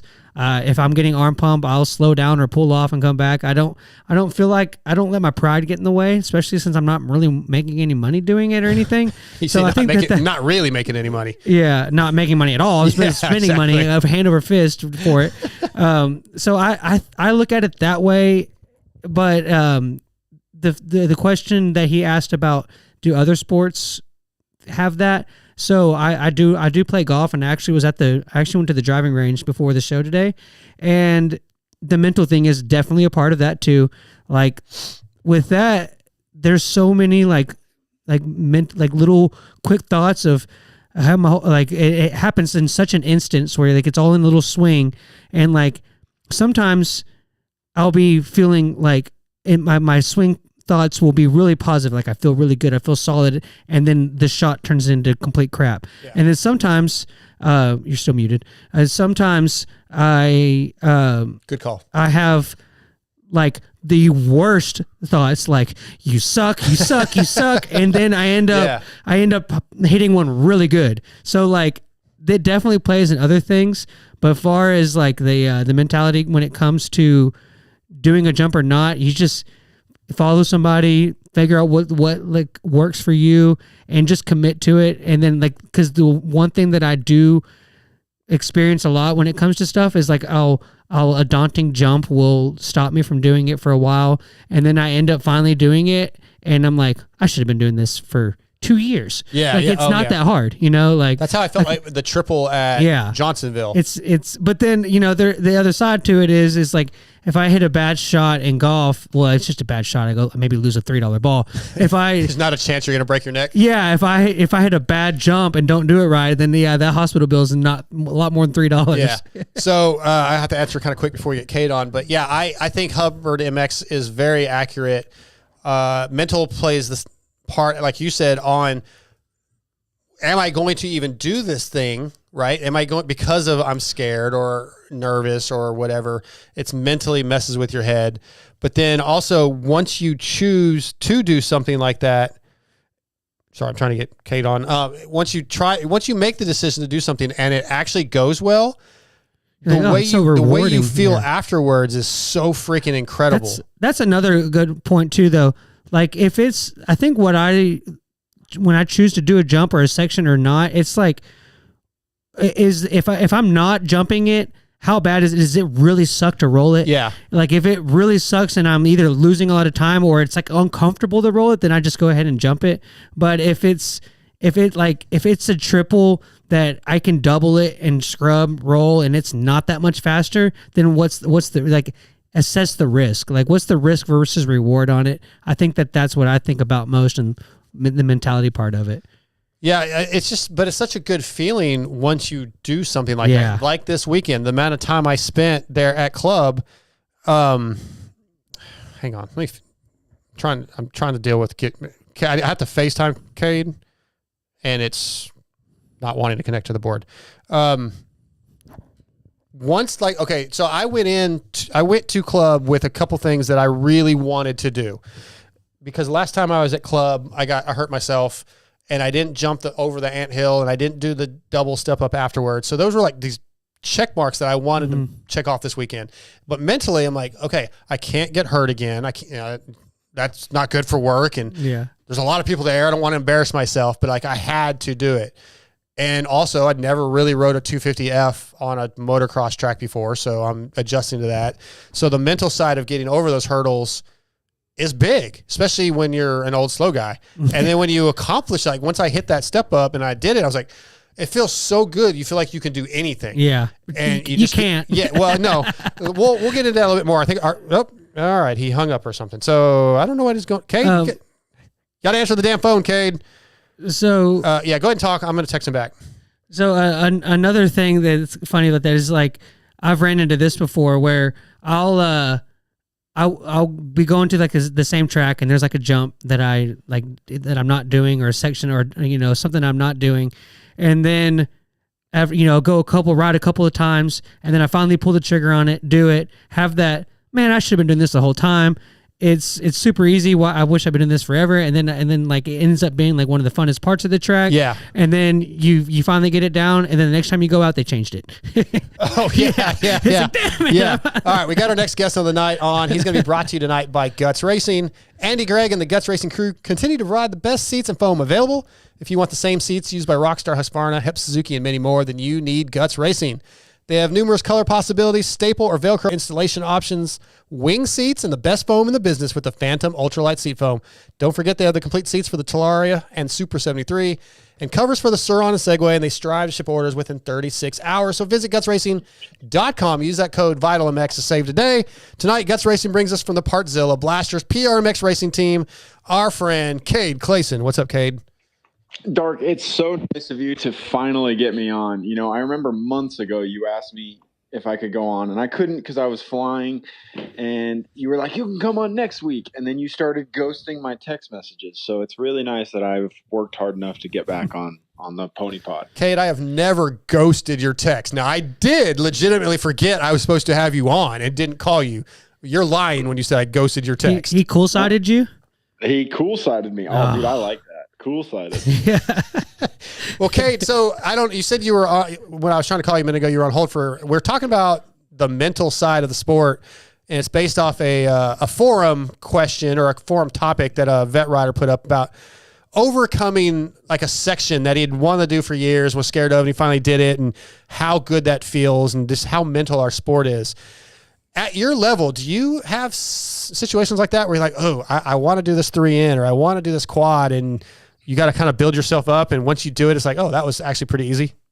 Yeah, I have like a three try rule, and it's like if I don't do it on the third try, I either need to commit to not doing it or just do it, because if I'm gonna get hurt, I might as well get it out of the way.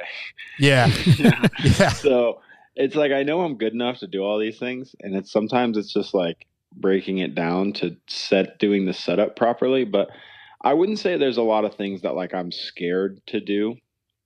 It's more or less just doing them properly and like trying to have the perfect setup so that it goes well the first time. Because once you've done it once, like you can kind of get away with dumb, weird things that kind of go wrong, going a little long, going a little short. But like that first time, man, if you go deep and your front end's a little too high or a little too low, like it can really send you awkward. Yeah, especially in Supercross. Yeah. Yeah. So I was saying, I don't know if you heard what I was saying, but like this last weekend at club, that step up after the anthill, like that was the first obstacle that I was like, okay, I want to do this weekend. And yeah, it took me a few times of just jumping farther out until I was landing in the face. And then I hucked it in second, which was not quite enough on that stock 250F. But I was also like afraid to shift to third and lose my momentum just because I'm not used to a 250F. But it just feels so good once you get it. And I was telling Scotty, like all of a sudden you go, oh, okay, I can jump anything now. Like, or I can just like, I heard one of the Yamaha guys was like, oh yeah, I tripled into the rollers after that little drop off. I was like, oh, that's cool. So then I went and did that. And I felt bulletproof all day. And you go home feeling like a hero. It's definitely a good feeling. I will say that feeling oftentimes is followed by cartwheeling of overconfidence. Yeah. Because that has happened to all of us Supercross riders far too many times. And it's like you have a day where it's just like, dude, I feel like I'm Velcroed into just every rut and I'm just shredding. And then you go back the next day and you yard sale yourself. Yeah. Yeah. Well, I kept it fairly smart because somebody told me that Cody shot quads into that roller section. I was like, yeah, I'm out. I'm done. I 3'd in. I'm good. I'm not exactly looking forward to trying to go Cody's pace here in a couple of weeks on the outdoor track. I hear he's just nuts.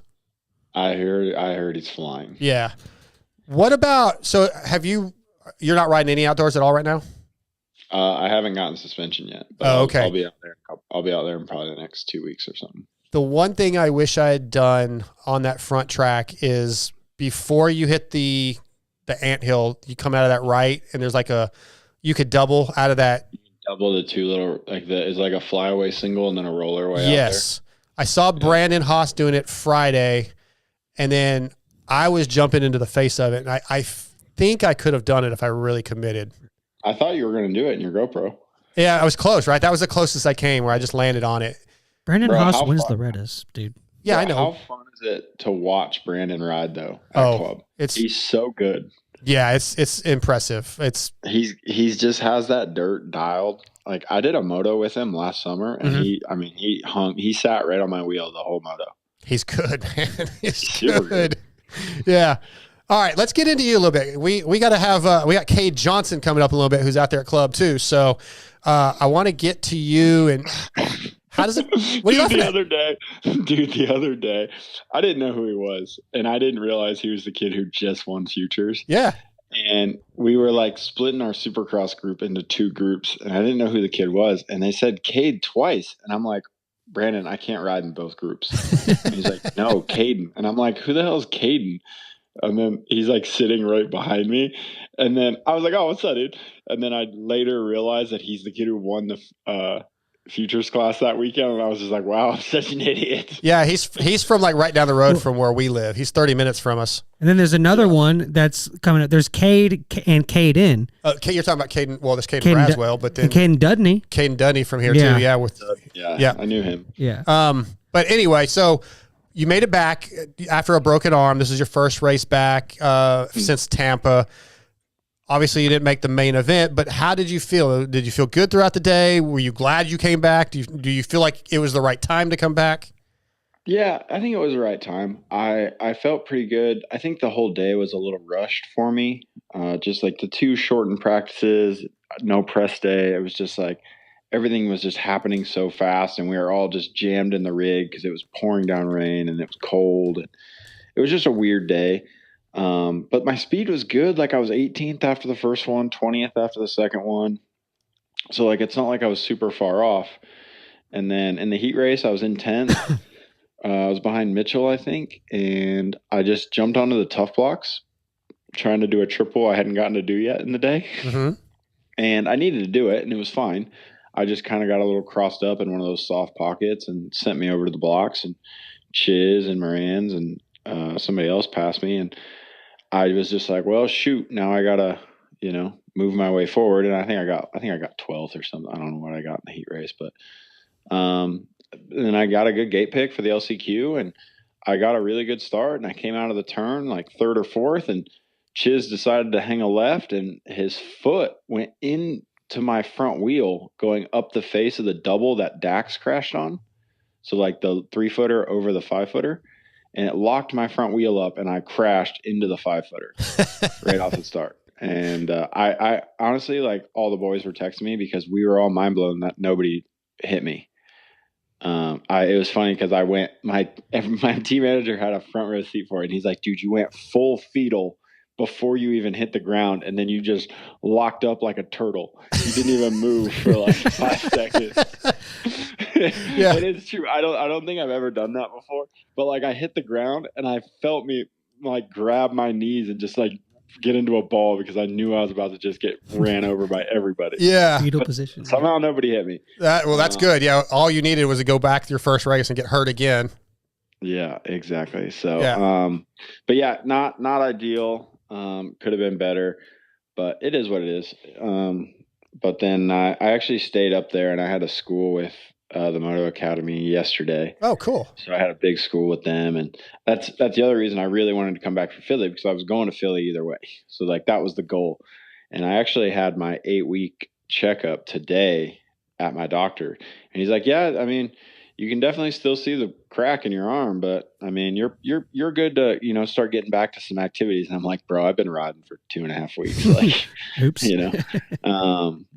But it's honestly, my arm doesn't really give me any issues. It's been kind of crazy how like little pain it's been. And, he didn't even cast me for that long. I was only in a cast for a week after surgery, and then a splint.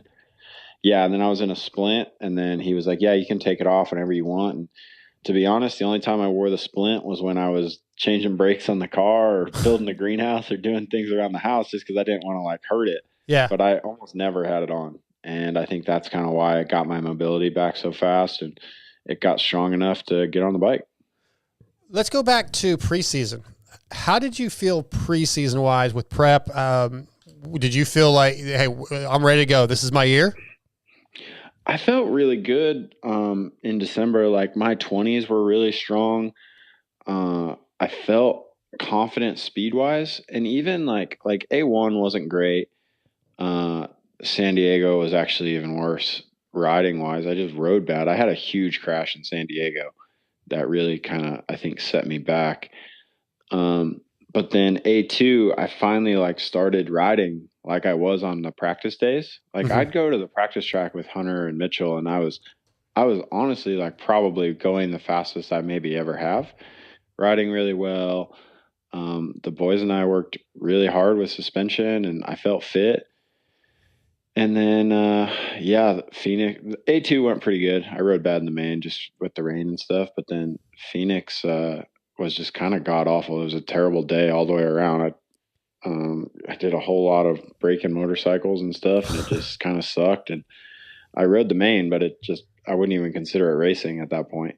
And like I had really good practice days, and I was just trying to carry that into the races. And in Tampa, man, I felt good and fast. And I was like, today's going to be the day that I'm going to like unleash some speed. And I felt really confident, and I had a great lap going, and I think I just got a little overconfident coming into the whoops and caught some wheel spin and yarded myself, dude. But, like I said, that's what sometimes confidence does is, sure. Yeah, it can help, but at the same time, sometimes it can make the fall even further. That is true. And like a guy like yourself who is, I mean, technically you're a privateer, right? It's like injuries and missing races and not making mains is very detrimental to your season, your life. Yeah. I mean, I don't get paid if I don't race. Yeah. That's just part of it. Right. You know, I ride for a really good team and all that stuff, but yeah, they don't pay me if I don't race. Mm-hmm. So, that's just how it works. So I've got to be out there, and that's kind of like, you know, it's like a double-edged sword, right? Cause you want to push as hard as you can and do the best that you can. But so often that comes with, you know, injuries and stuff like that. And so it's like, you're trying to progress, but sometimes it comes with, you know, having to take a step back. And it's crazy. I've rode for Julian for, God, I don't know, this is like the 5th year I've rode for him, you know, and I've only ever missed one race due to injury with him up until this year. So we had a long run of like no injuries or anything like that. So it's been really good. Yeah. I don't really think of you as a guy that like pushes the limits and is going to get injured. Like, right. Yeah. You're not a sender, you know? I'm really not. Like, I'm not a guy who tries to ride that ragged edge. I mean, I may have some sketchy moments, but usually I'm able to rein it in. But like I said, man, I was really trying to bridge that gap. I wanted to be a little bit better. I wanted to be, you know, right there with Colt and those guys. And I wanted to put in some top 15s and stuff like that. Like, I know I was good enough for it. And now it's just like trying to claw my way back to do that. And today, excuse me, today was sick. Like, even Volan's dad was down there. He's like, dude, like, you're riding really good today. And I was like, thank you. Like, this is how I felt like before I got hurt. Like, the flow was there. I was riding really good. Like, I wasn't clipping everything and stuff like that. And, you know, the fitness will come back with time. It just, you lose so much sitting on the couch for 3 weeks. You know what I mean? Yep. Oh, are you there? Yeah, I'm here. Oh, okay. I thought you were, I guess I interrupted. I thought you were still talking. No, I'm sorry. You're good. Yeah, that's what I meant. I was going to go with was, I feel like I lost so much fitness. Like, I don't feel anywhere near as strong. And part of it might be confidence, just like pushing through the weaknesses and stuff like that. Like when stuff goes sideways, but yeah, I'll get back. I mean, I'm hoping for some good results by the end of the year, and I'm going to race some outdoors too. So nice. I'll have all summer to stay fit. Yeah, Cade, you mentioned the schedule was a little bit different and you felt rushed, you know, first race back.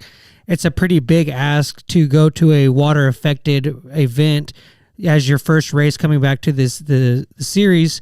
Do you feel in a way that kind of like maybe limited your expectations and where you weren't going to ride over your head? Do you think it would have been different or more treacherous if you had been already a couple of rounds back in a rain affected rutted track like it was?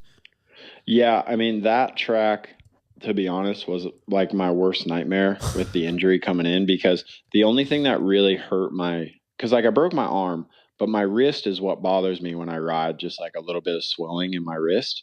So like if I OJ something pretty hard, like it sends like a gnarly shock up my arm, and sometimes it'll make my wrist swell up a little bit, and then it's stiff for like the next couple hours, which makes riding pretty miserable. So conditions like that, where you're constantly like getting sucked into the faces and casing stuff and OJ and stuff, like it's a never ending cycle. So like it wasn't a great setup, but I was going to deal with it no matter what. And that I was trying to ride smart. I was trying to not have any big moments.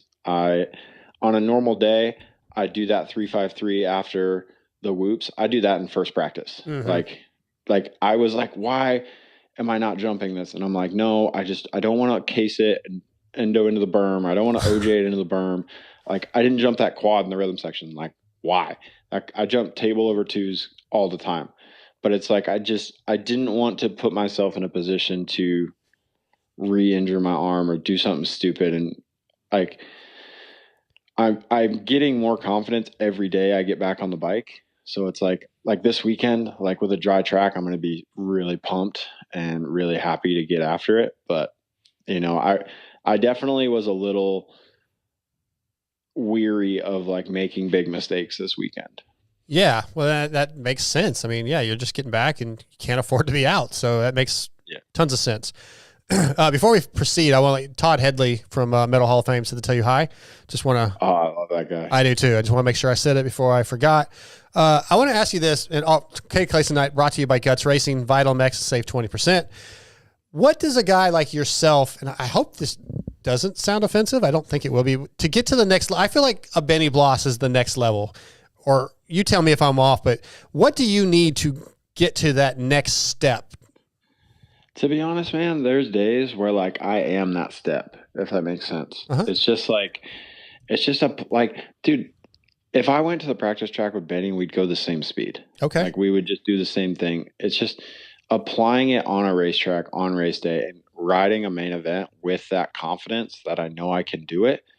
And there's times where like I've had it, you know, like a few of my really good results it's just been those days where it just clicks and it all works, and it's harnessing that. And some guys, like once they find it, it's like it sticks with them and it's easy, and then they're trying to find like that next thing to give them a little bit more. Dude, I know that I can go as fast as Benny. It's not even a doubt in my mind. It's just like doing it on race day on a racetrack. It's that simple. Like when I felt like this weekend, like I was just like a shell of a rider. Like I wasn't doing anything like I normally would. I was kind of just out there existing, and it drives me nuts because like today, like I was going just as fast as Volan. Like we were just shredding around together. Like him and KP we were all riding so well, and it was fun. And I know I can do it. It's just like going there and applying it and doing it at the race. Yeah. Is mostly mental? Dude, honestly, I feel like it has to be, because like my bike's really good. I enjoy the people I'm around. It's none of that. It's just like going out there and attacking the track the way I know how to. Sure. All right. Yeah, man. I feel for you guys, Cade, because like it's you guys gonna get. There's like a line where if you're not at this certain point, you know, top 10 is usually the line. That if you're not there, then it's like, well, what are these guys do not there? And they take for granted how good you guys are, like you and Justin, and you know, you're trying to be like Benny and that kind of speed. It's so incredible what you guys do and how fast y'all really are. And I don't think it's personally fair that y'all get criticized as much as y'all do. And it is so crazy to me that like a mental thing like that you don't even maybe realize that is happening. It's just like, it's just there. It's just wild to me. And like, I give you guys super props for, you know, doing what y'all do. I mean, I appreciate it, man. Yeah, it's crazy. Like I was saying, I teach those schools, the Moto Academy, and I go to those, and a lot of those schools are, you know, low level B guys, but like mostly vet riders and very beginner riders. And, you know, they see us and they're like, oh my God, like it's so crazy. Like I have so much respect for what you guys do. Like it's unbelievable. And I'm like in our small little world, like someone like me, like, you know, guys who are super in tune with the sport, they may be like, oh, Cade, he barely makes mains or does this, like he sucks. And it's like, dude, to like the average rider or like the average person, like we're pretty dang good at what we do. And I have a ton of respect for all the dudes that I ride with, because we're good at what we do. Like I was saying this to Luke Neese the other day, like he was all mad because he got passed by some guys in a moto they didn't think he should get passed by. I'm like, dude, like, it's not like you're getting passed by C riders. Like these dudes you train with are also really good at riding a dirt bike. Mm-hmm. Like you're having an off day. Like don't get, you know, pissy because this dude who's also training his ass off passed you in a moto and you don't think he should. Like it's just a part of it. Sometimes you got to figure out how to be a little bit better. But yeah, it's definitely, I think we take for granted how good the guys from say like 18th to, you know, even the majority of the night show, like some of those guys are so good at riding a motorcycle, and a lot of them just don't get to show it on race day, and it's just part of it. But, you know, if you go to take some of those guys to your local track, like you think they were freaking stew. Well, yeah. I mean, we have our local guy, Scotty Winterstrom's never made a main event, but locally, you know, he's one of the best riders around here, right? He's still making night shows and very talented. Yeah. I mean, we were rode with him a couple weeks ago, and he did a triple in that none of us ever even thought about doing. Yeah. And we, you know, it's crazy because like Darkside and I right now are about the same speed, and we'll go ride with, if it's 20, 30 people out there, most of the time there might be one or two that's a little bit faster than us, but most of the time we're passing a majority of those guys. But a guy like you comes out there and it's like, yeah, not even anywhere close to that. So like it's such a niche 1% group that you guys are in. Yeah, it sucks. I do enjoy going to a public track. Like we have a track here in North Carolina called Dreamville. That's so fun. Like the dirt's really good. It's a sick track. But it's hard for me to go to public tracks because like just me riding at like a casual, like fun pace, like I feel like I put other people in danger because I'm going so much faster than them. And it's not like anyone's like, I'm not doing anything wrong. They're not doing anything wrong. But like if one little thing goes wrong, it's like I hit someone and it's like, I hate that feeling of like coming up on someone and not having any idea what they're going to do. Like there's anybody on a supercross track, like 99% of them, I can get behind them and have a general idea of what their next move is.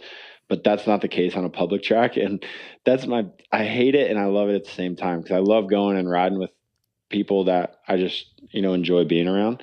But it's just like, it's hard for me to have fun riding because we're just two different, it's almost two different sports. Yeah, 100%. I mean, I've been on the track at like GH or Paula where the top level guys are, and like, it's not, for me, it's not even fun because it's so damn scary. They close so fast. It's totally different sports. That's a really good way to put it. All right, Cade, I got two more for you. Let's go with the privateer race. Steve Mathis, PulpMX privateer race is coming up. Are we going to get you in that thing? I don't know. I had to ask Steve for a spot today because I don't think I'm going to make it. I mean, the goal is to be in main events, and I haven't really gotten to race enough this year to, I've only raced 3 LCQs. Right. So it's not ideal. So yeah, I don't know. I don't know if he'll give me a spot or not, honestly. It sounds like a couple of the guys that were supposed to be in might not be able to make it in now, so maybe a spot to open up? I don't know, man. It's tough because there's so many guys that kind of deserve spots. And, I would really appreciate a spot if he gave one to me. But I would totally understand it if he had somebody else that he needed to give it to. I think, if anything, I should get it for my awful year this year and playing my cards correctly last year and racing for main events and not tanking that last race. There you go. Well, if I would have tanked that last LCQ in Philly last year, I would have gotten into the LCQ race. But because I passed Josh Hill, I didn't make it, and he made the LCQ race. Right. Yeah, that's right. I forgot that. Go ahead, Scotty. So the grapevine says that there's some privateer chat beef, and also that you may be in charge of some of the privateer chat things. How fast is the kick dark out button getting hit if Steve says that's all it takes for you to get into the race? Oh, Dark's getting clipped for sure. Dark would fully understand. I'd send him a direct deposit after the race just to make him feel a little better. But there was a little bit of beef in there. I am the CEO of the chat. I started the chat a little over, probably, dude, we've had it for at least 2 years now. It's so funny, man. It's so big and kind of chaotic at this point, but it's a good time without me and all the boys. What happens in the set stays in the chat, so I'm just gonna keep my mouth shut. Oh, right. Exactly. Thank you for being a rule follower. Yes. All right. Last one. What are your goals for these final 4 races? Is it just making mains, or do you have a separate goal with something specific? One of my biggest goals this year was get a couple hole shots. I really want a hole shot a heat race. But obviously I'd like to hole shot an LCQ. I was really close this weekend, to be honest. Like I was probably half a bike length from hole shot in the LCQ. That's a big one for me. Starting up front would be a huge win because I've never really been a good starter. So I feel I've broken so many hole shot devices at club just practicing starts. Yeah. I broke another one today. It drives me absolutely nuts. But obviously I need to get back in the mains, just get some good results for the team, top 15, something like that. Just prove my worth. I really appreciate all the guys on the team, and the team's growing a lot, and I want to stay there, probably through the end of my career. So, I got to prove that I'm worth staying there. I think you are, and I think Julian really likes you. So, yeah, I hope that works out for you, Cade. I appreciate you coming on here for us tonight. I apologize for forgetting about you last year. I suck. But Unbelievable, man. I know. I thought we were better friends than that. It's okay. we are better friends than that. I just sucked that week. I'm sorry, man. I'm apologizing. I don't know what to say. Good luck this weekend. I'll be watching from the couch, but I'll be pulling for you to get in that main event. All right. Thanks, big dog. I appreciate it. All right, see you. All right, that is Cade Clason, brought to you by Guts Racing tonight. We're going to switch over and try to get Kade Johnson on the phone here in just a second.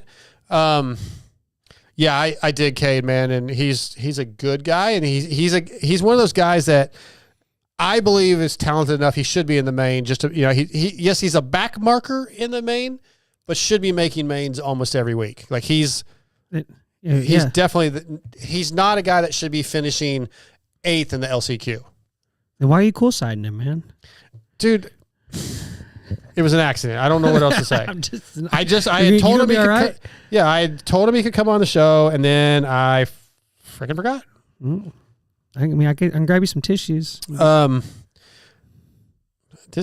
can't get these things to call out. So we need another topic real quick to talk about while I try to get Cade on the phone. We're going to do our Evans Coolant emails. We're going to do that. We're going to have to wait because I got to get Cade on because it's getting late. I can go for a minute. To come up something. Well, kind of what we were just talking about in the Cade interview is, we're in this social media age where everybody has a voice, whether it's right or wrong. I'm guilty of it. Sometimes I get Instagram chats or like when I'll go to comment and it'll be like, hey, make sure you're being nice, don't be mean. But like just to appreciate what those guys do and I know we talked about it, but like they risk their lives for our entertainment and they deserve some respect. Absolutely. Yeah. Well, we can finish that topic in a second. Our third guest of the night online. He's going to be brought to you by Yamaha Motor USA, which you guys already know has a reputation for dominance. It doesn't happen overnight. It's built over decades. The YZ story is over 50 years of iconic machines and groundbreaking innovations. So go to YamahaMotorsports.com or better yet, where do you go, Scotty? Local dealership. Yep. Check out everything Yamaha has to offer tonight. Yamaha Motor USA brings us a Yamaha rider, our buddy Kade Johnson. What's up, Cade? How are you doing, sir? We're doing good, man. How was club today? It was awesome. We got to ride motocross today. We did a 30-minute moto, some sprints, and a little time qualifying. So it was a blast. Yeah, I got to see you a little bit this weekend out there, but I did not get to see you ride. But that place is amazing. How long are you staying out there? Just until the Pittsburgh futures round, but then we'll see how it is and maybe come back. But this place is awesome. We're in the area because it's Foxborough and then Pittsburgh again. It's only like 2 weeks in between. Sure. And we're like, we're not going to drive 24 hours to Foxborough, 24 hours back, 24 again. So let's just make it a little bit less and then be able to ride a awesome facility like Club Mex and the Supercross tracks and all of that and these riders. So, Well, yeah, for those of you guys listening, if you don't remember, Kade Johnson was the winner of the Foxborough SMX next race in the mud. It seemed like nobody wanted to win that race, Cade, but you finally locked it down after about 27 different passes for the lead back and forth. But let's go through that, man. Even though it was a mudder, how does that feel to get your first SMX next race win? It was awesome. I mean, it was my second race. Yeah. Second SMX race because I got her at Glendale. So I only got one practice at Glendale. And then Birmingham, I did solid. And then I won Foxborough. But it was awesome. The mud was crazy. I knew I had to get a really good start. And we didn't get a sight lap. And we didn't know the conditions. And we had, like, absolutely no knowledge of the track, really. And so going in the first corner, I was like, I have to get a good start. But I'd rather risk going in the first corner really fast and potentially tuck in the front and get a good start than sitting around in 10th. So I was like, I'm just going to send it in. And I ended up like second. And I just rode consistent. I mean, I crashed twice, but really the two crashes were because of lappers. Like I never actually crashed directly because of my fault.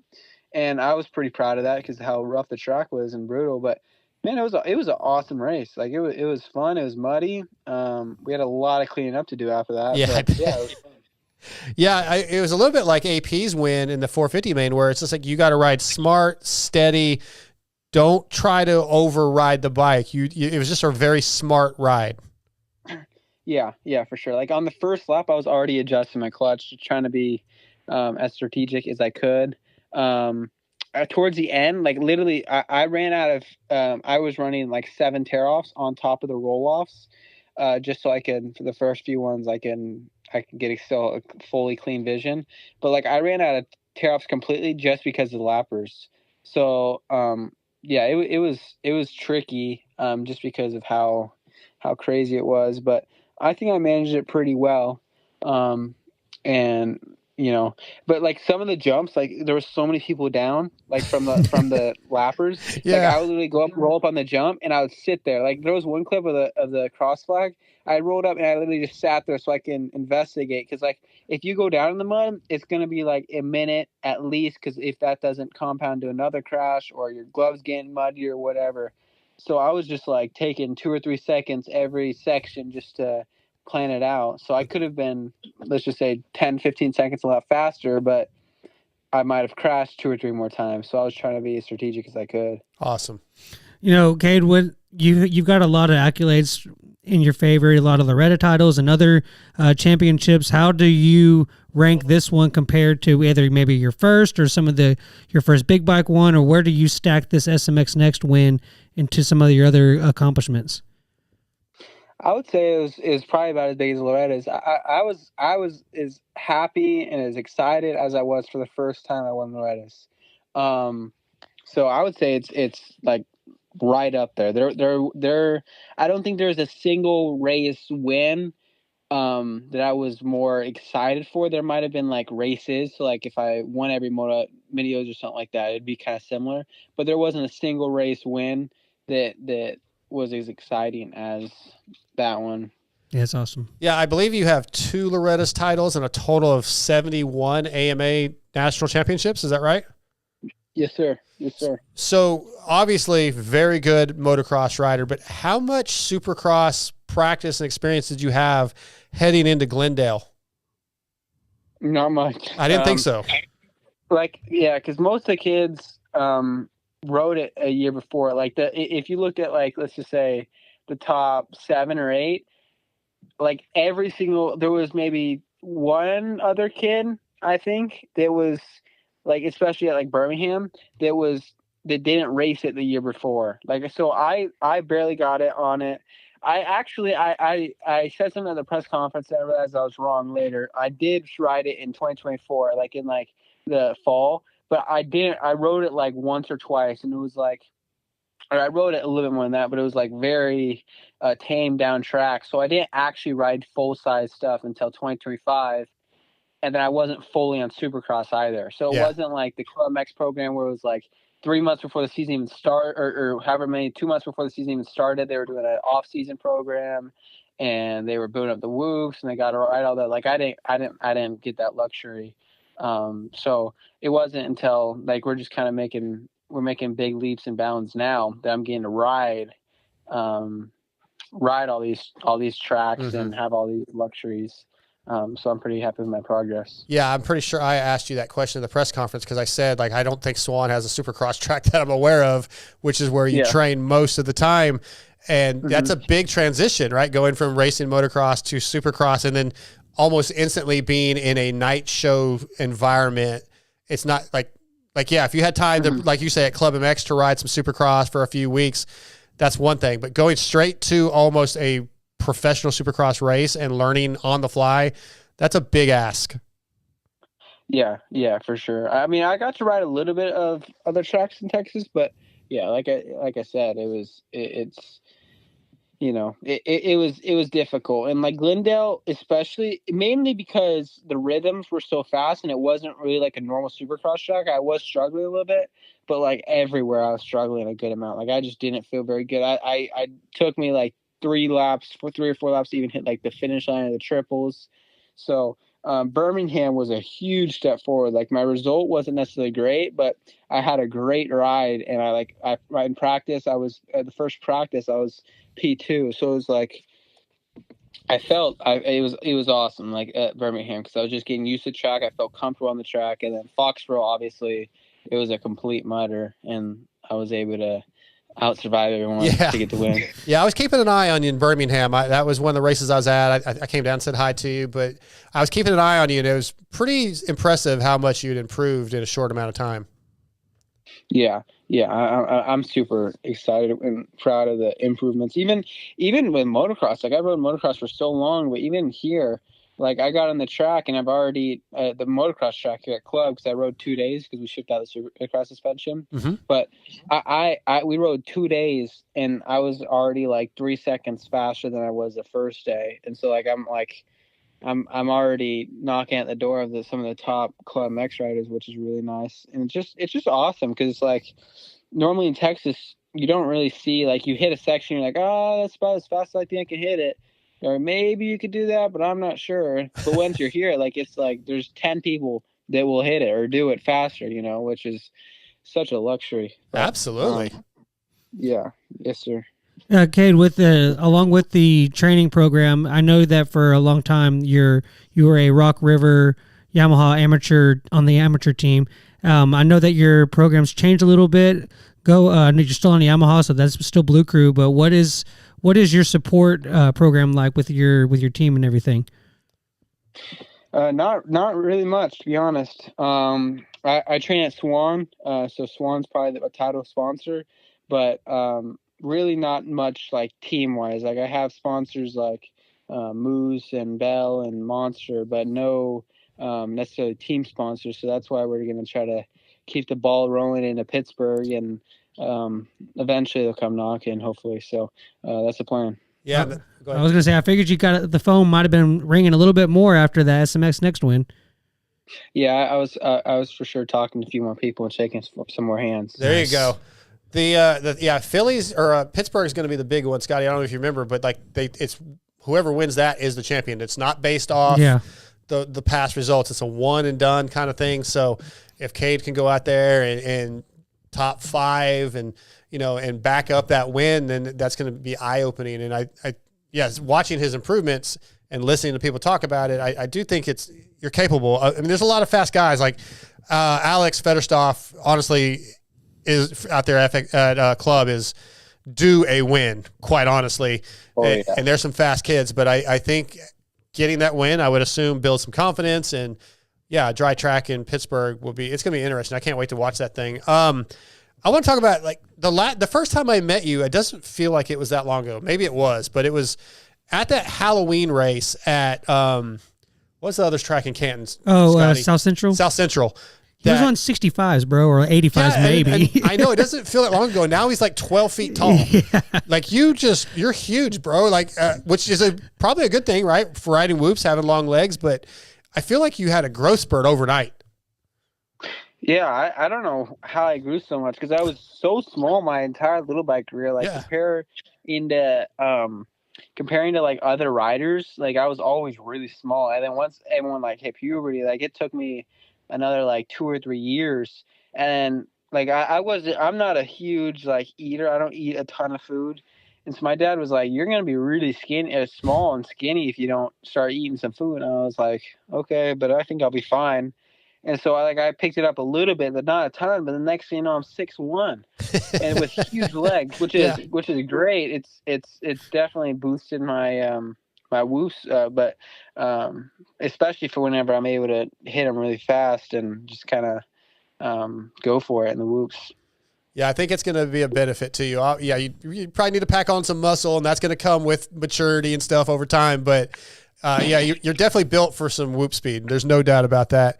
Do you have anything else, Scotty? I've got a couple more things. Yeah.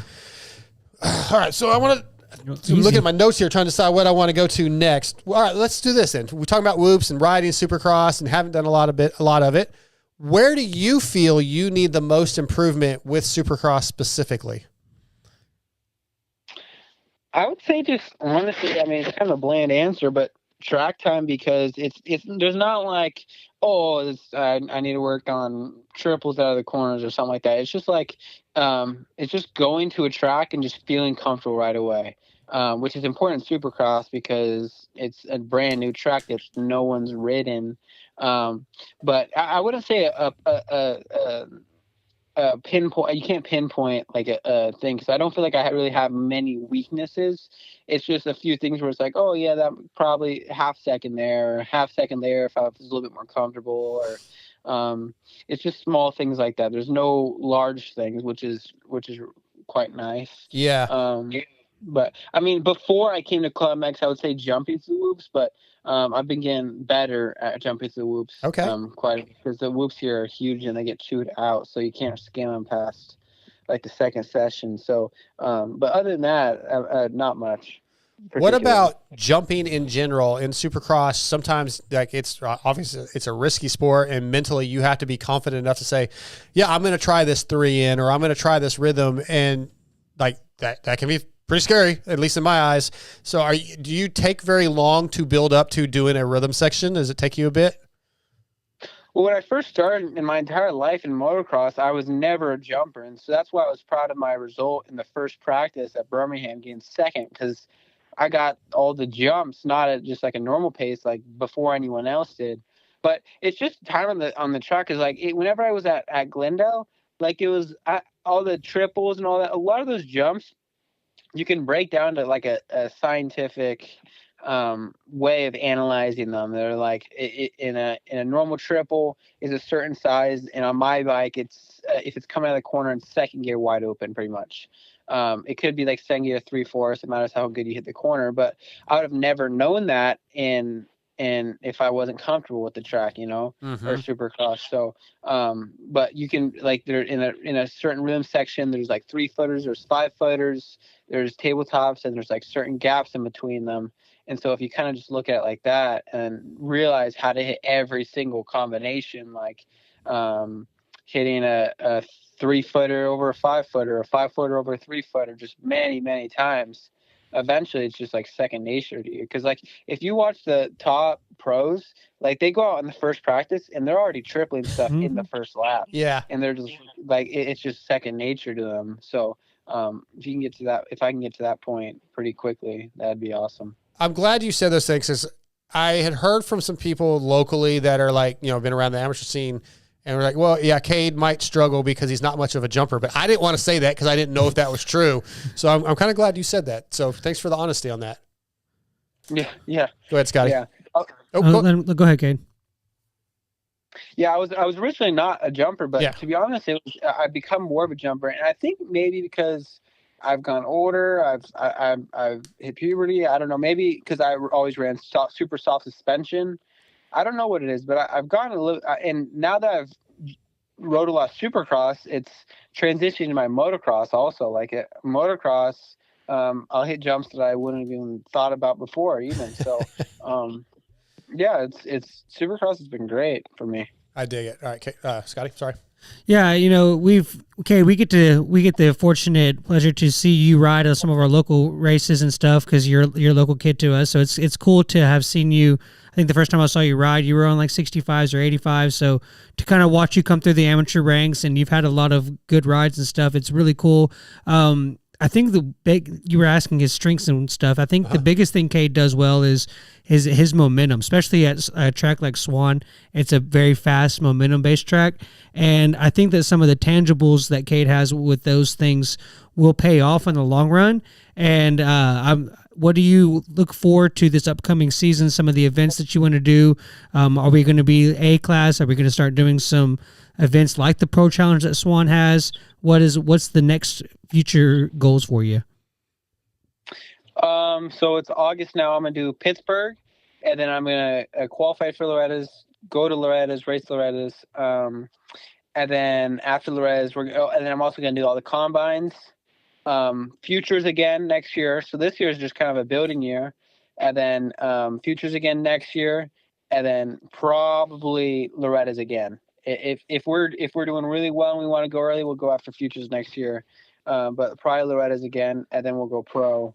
But as far as this year and like amateur races, now that I'm probably planning on doing the Pro Challenge. It'd be nice to have a 450 for the 450 class, but but I guess we'll have to make do with the 250. But yeah, I try to race locally as much as I can. Some of those I loved some of those Texas tracks. There's a reason I moved there in the first place from Utah. So, because the dirt is so awesome. So It is. Yeah. Yeah, Oldenburg and Ryder Floyd and those guys like that aren't just going to let you. Shore, yeah. John Shore aren't just going to let you take that Man, he'll work thousand. those boys. I think it'll be interesting. John's about to he's about to come back to racing though. Really? Yeah. So, all right. First things first, I want to say thank you for coming on here, Cade. I want to tell you good luck in Pittsburgh. We're pulling for you. Before we let you go, though, I got to ask this question because I saw on your Instagram and I've heard this is something you do a lot. What is up with wearing your gear to the store and outside the track, man? I don't know. I don't know why it's not more commonly done. I think because I don't wear knee braces. I wear like the Travis Pine ones from EVS. Oh yeah.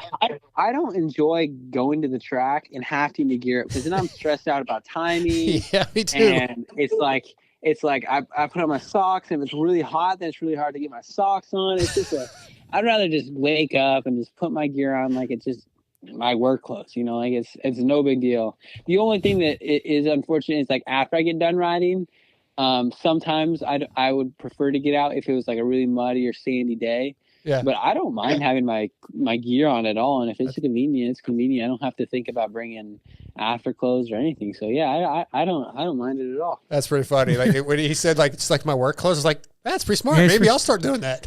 I wish I could be like that. But when I'm done riding, that gear is off. Oh, it's got to come off right away. Yeah. Yeah. But like when we go to the race and like this weekend at club, like Saturday, it was cold. I was like, I don't want to get my gear on. It's cold. So yeah. Well, see, Dark, we're slow.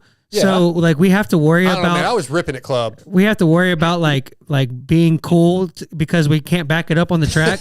Cade, it doesn't matter because he backs it up on the track, dude. Put the money where the mouth is. He's not cool because he's No, but that's what you were getting that's at. what I heard. No, that's what you were getting at. Don't let him get you, Cade. Cade, man, thank you. It's been a pleasure talking to you, and we're obviously pulling for you. And shout out to our local track, Swan MX, for helping you out. The Mo family is crushing it out there, and really appreciate what they're doing for you. And yeah, just good luck, man. I will tell you, if you haven't done it already, go visit with Mike Bonacci at Club MX. Make sure he knows who you are. Put that face there because he's always looking, man, for somebody to help out. And you're talented, and if you're not getting a lot of support, we want to keep you Blue Crew. Oh yeah, I've had Mike's phone number since last year at Combine. Mike was one of the reasons why I came here in the first place. Oh, so. good. Yeah, we got it. I appreciate it. All right. Well, we'll be pulling for you, man. Good luck in Pittsburgh. And yeah, unfortunately, I won't be at that race, but we'll definitely be pulling from you from the couch. Yes, sir. I appreciate you guys. All right. See ya. Bye. All right. See you later, guys. That is Kade Johnson tonight, brought to you by Yamaha Motor USA. Good kid, man. Good. Like I said, very friendly. Since I first met him, I don't know him very well, the family very well, but yeah, they're good people. Yeah, they are, and also he is. Not obviously the first one, but he's kind of the poster child for the school program. I forget the name of the on-track schools. Oh yeah. I think he's only like 16 or 17 maybe, and he's done with all that. Been done. Nice. Yeah. So yeah, he's a super smart kid. All right, let's start getting through this show. ETS Racing Fuels was forged from the heat of competition nearly 30 years ago, developing purpose-engineered fuel for high-profile teams and highly competitive series. We have been the power behind podium wins ever since. Teams like Factory KTM, Factory HRC Honda, Rockstar Husqvarna, Rockstar Gas, Factory Triumph, and many more. Trust ETS Racing Fuels. Thanks for being on board. We need to do the TBolt USA top 5. Go back to the emails first. Man. We got to do them, man. Yeah, we're getting a little late in the show here. This will be all right. The chat's loving it. I know the chat is. I got a family thing. Oh, okay. Yeah, one of my daughters is back in town for a couple of nights. So. Okay, well, but no, we'll do it. Evans Waterless Coolant protects your engine because it always stays liquid. Steam inside the engine creates hot spots and detonation, but with Evans, the metal is always liquid cooled. Used by HRC Honda, Factory Beta USA, Ampro Factory Yamaha, and many others. Regardless of the sponsorship, Evans is in the bikes on the podium.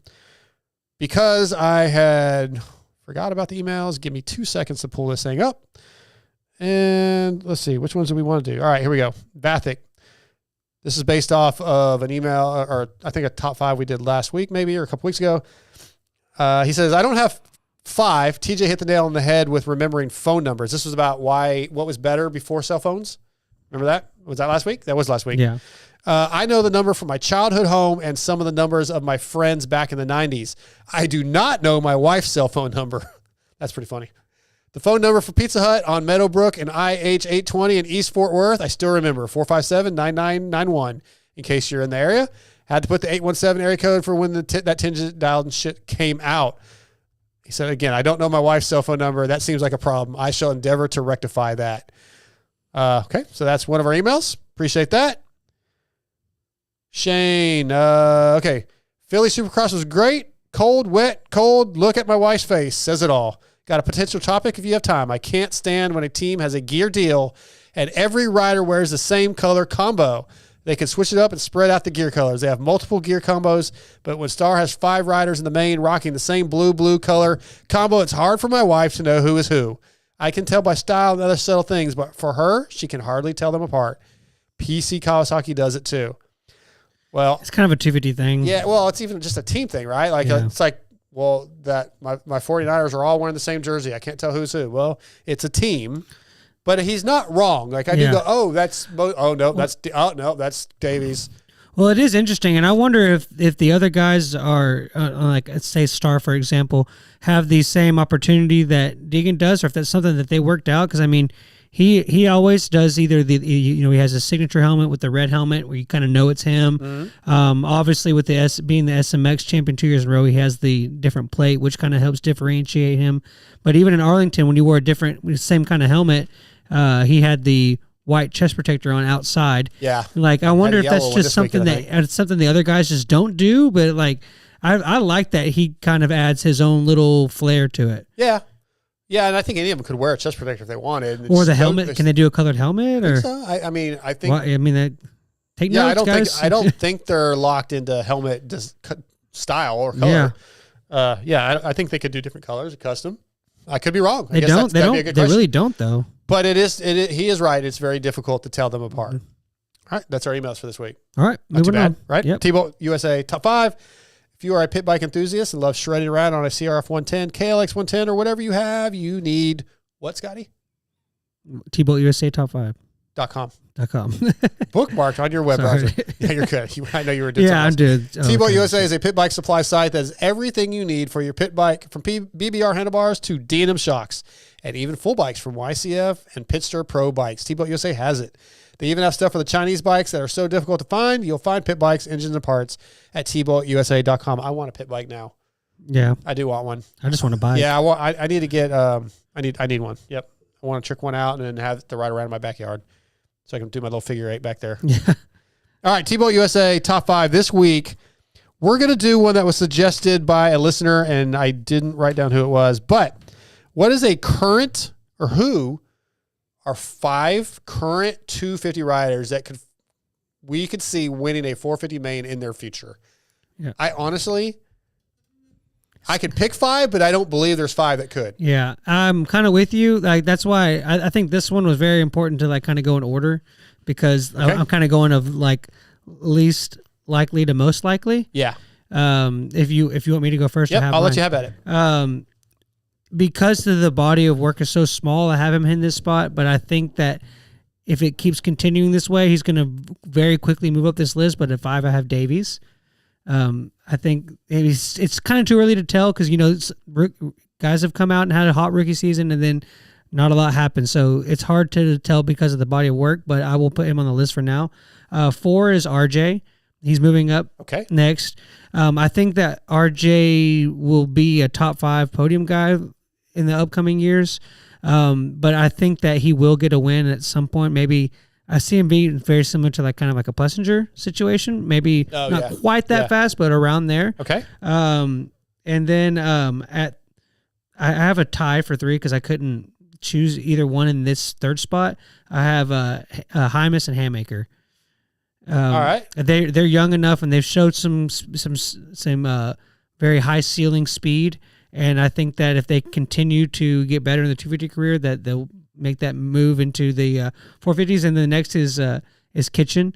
Him especially, he's kind of one of the best guys in the 250 class right now.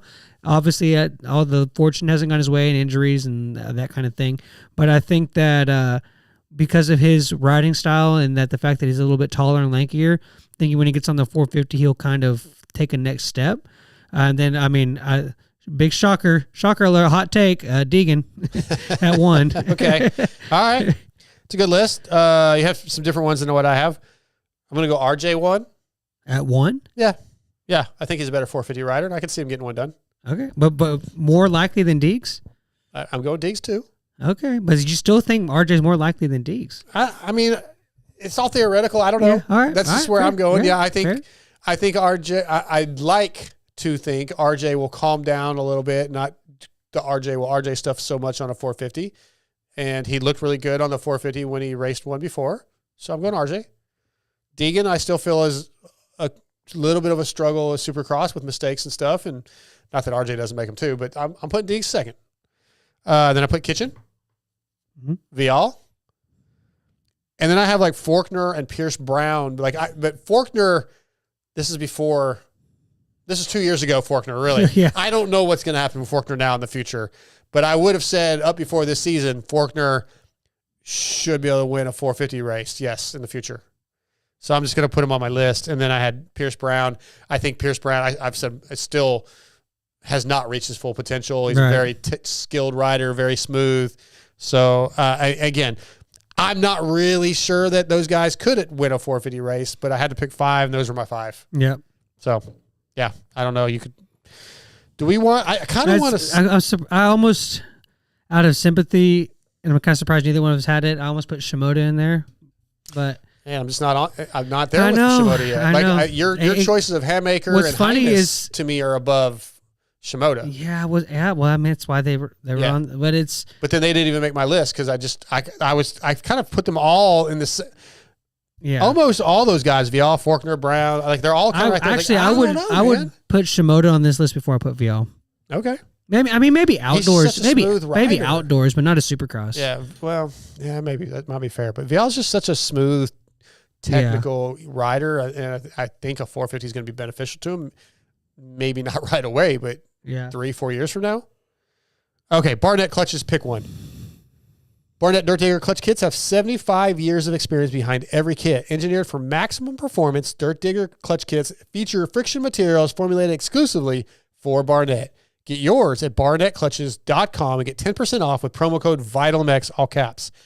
Riding a 250F, trying to learn how to feather the clutch. I feel like eventually if I get a 250, I'm going to need some clutch parts. I will definitely be going to Barnet to keep that thing going strong. You racing in the mud like in Foxborough, everybody should have had Barnet clutch friction with their specially formulated friction materials. Mm-hmm. Yeah, Barnet's the way to go.